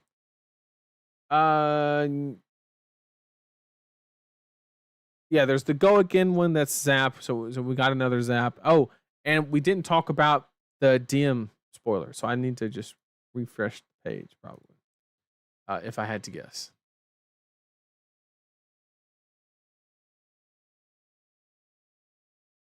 Let me just refresh and see if we can find it. It was a wizard card, so to be at the bottom. I had to guess. Here it is. Yep. So let me show you the go again one first because it's super simple. It's just a zap with go again if you fulfill it. So cool. I mean, it's not bad. Like it's solid. But this is the card that DM spoiled. It's actually very interesting. A little bit of a mouthful, if you will. So it's a 1 cost box 3, which the 1 cost is a little iffy, but it still blocks 3, so that's solid. Deal X plus 3 arcane damage to target hero, where X is the number of aura permanents you control with sigil. So it's 3 damage plus 1 for every sigil. Surge. If this deals more than 3 damage, keep in mind that Surge doesn't say at least 3 damage. It says more. So you have to deal 1 on top of whatever it says. Gain 1 life, then shuffle all aura permanents you control with sigil in their name into their owner's deck. So you can shuffle theirs and yours, and everybody gets any of the effects that say if this leaves. So this can kind of counter arcane cussing, right? Because it would break on the wizard player's turn, so they wouldn't get the rune chance. You can trigger all of yours at the same time, which could lead to some kind of like combo potential maybe, or something like that. There's a lot of interesting stuff behind this card. It's hard to evaluate because we need to look at all the sigils. There might be some sigils in the Majestic that are absolutely broken that kind of like lift this card up a lot. But so far in Acilio, I think he's currently the only one that's going to really look at it. I don't think Verdance has enough to actually warrant it, but we will see. So I think I got all the spoilers that I can think of. Yep. So with that being said, I think I'll answer some questions in chat if y'all have any.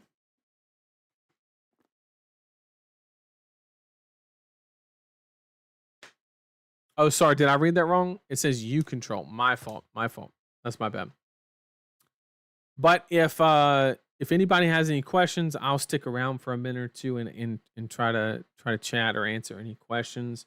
But that's all I had planned. I really just wanted to have the Zen discussion and kind of my main goal was to help everybody understand that it's not as easy as just yelling the most powerful cards. There's a lot of thought process that has to be put in place to actually make the decision and pull the trigger. It's very difficult. So I hope everybody got something from the Zen discussion or the spoiler. Obviously, I'm going to do a deeper dive when we get all the cards, right? Because we have to look at it. Yeah. It was funny because it's funny you said that because I thought that I was so far behind in chat, but chat was just like roasting each other. So I was like, oh, they're just talking to the. I was like, so it allowed me to like really catch up really quickly. It was actually kind of funny. I enjoyed it though. And I hope everybody else. Did. Do you think if Terra was printed into CC as is, he'd make an impact on the meta? No, I don't. I don't think the Earth cards are good enough where they currently stand.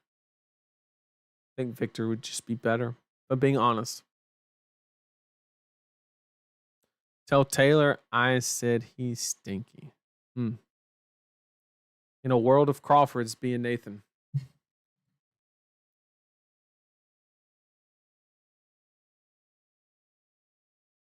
LSS released their Blitz video with Acilio being played. I'm gonna have to go check that out.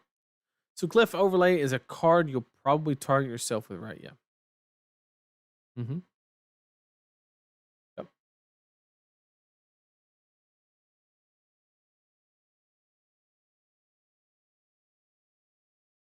All right, chat. We made it 2.5 hours. 2.5. So far, what would be your ranking as to the viability of each hero? That's... I don't want to answer that question, but I will. Because the problem is all the power is usually in the Majestics, right? Like, I don't know. Imagine... And the legendaries, right? Like, try to evaluate Zin's ability without Traverse, without his chest piece, without Chase the Tail, without levels of enlightenment. Like, tell me how good Zen is without that. It would be hard to tell me now after we've played him for 4 months, right? So there's so much hidden information specifically in those powerful cards. So I don't know the answer, but I'll give you my best guess. Currently, I think Verdance is the weakest. That's the one I'm most confident on.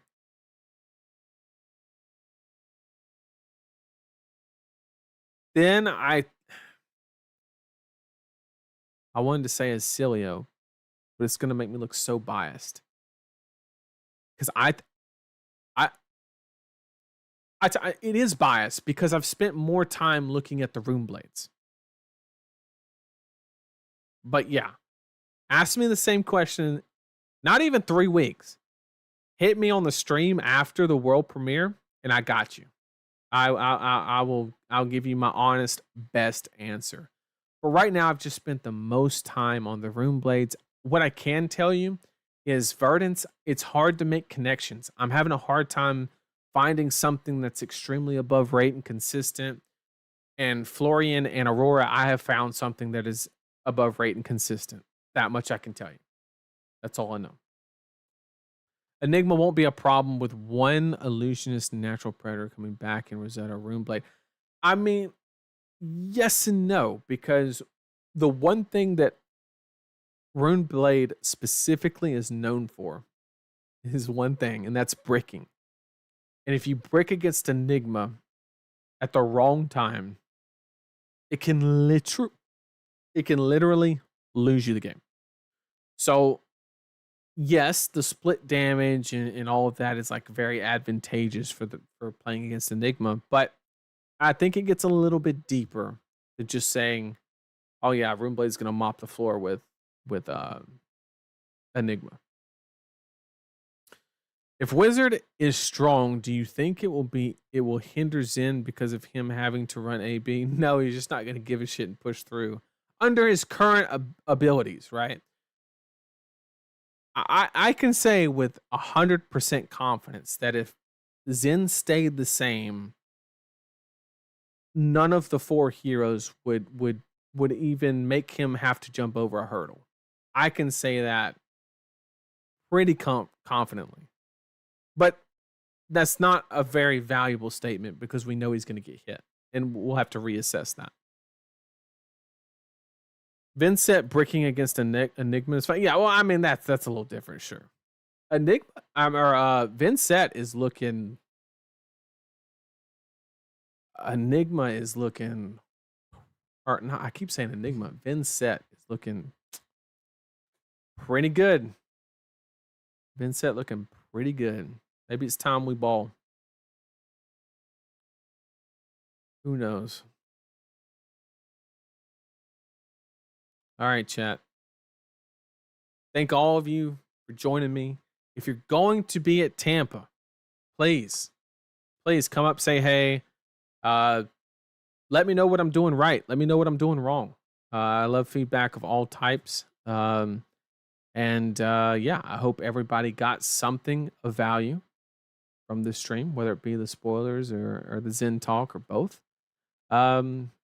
I hope that LSS sees the first part of it and just, maybe they've already known all that and like, it's just a good exercise for us in understanding how difficult the process is. But maybe there's a small chance that they didn't think about making bonds a Katsu specialization, or maybe they didn't think about banning those three combinations of cards to kind of solve the problem. So it's kind of slim because they're pretty good at what they do. But maybe we came up with an idea that either didn't get considered or got considered a little less than it should be, and maybe we help. And that's all we are trying to do. So thank you all for joining me. Really do appreciate it. A video on sealed tips for Rosetta would be great. I would love to give them, but without the Majestic, my biggest problem is I'm going to have to play around cards I don't know exist.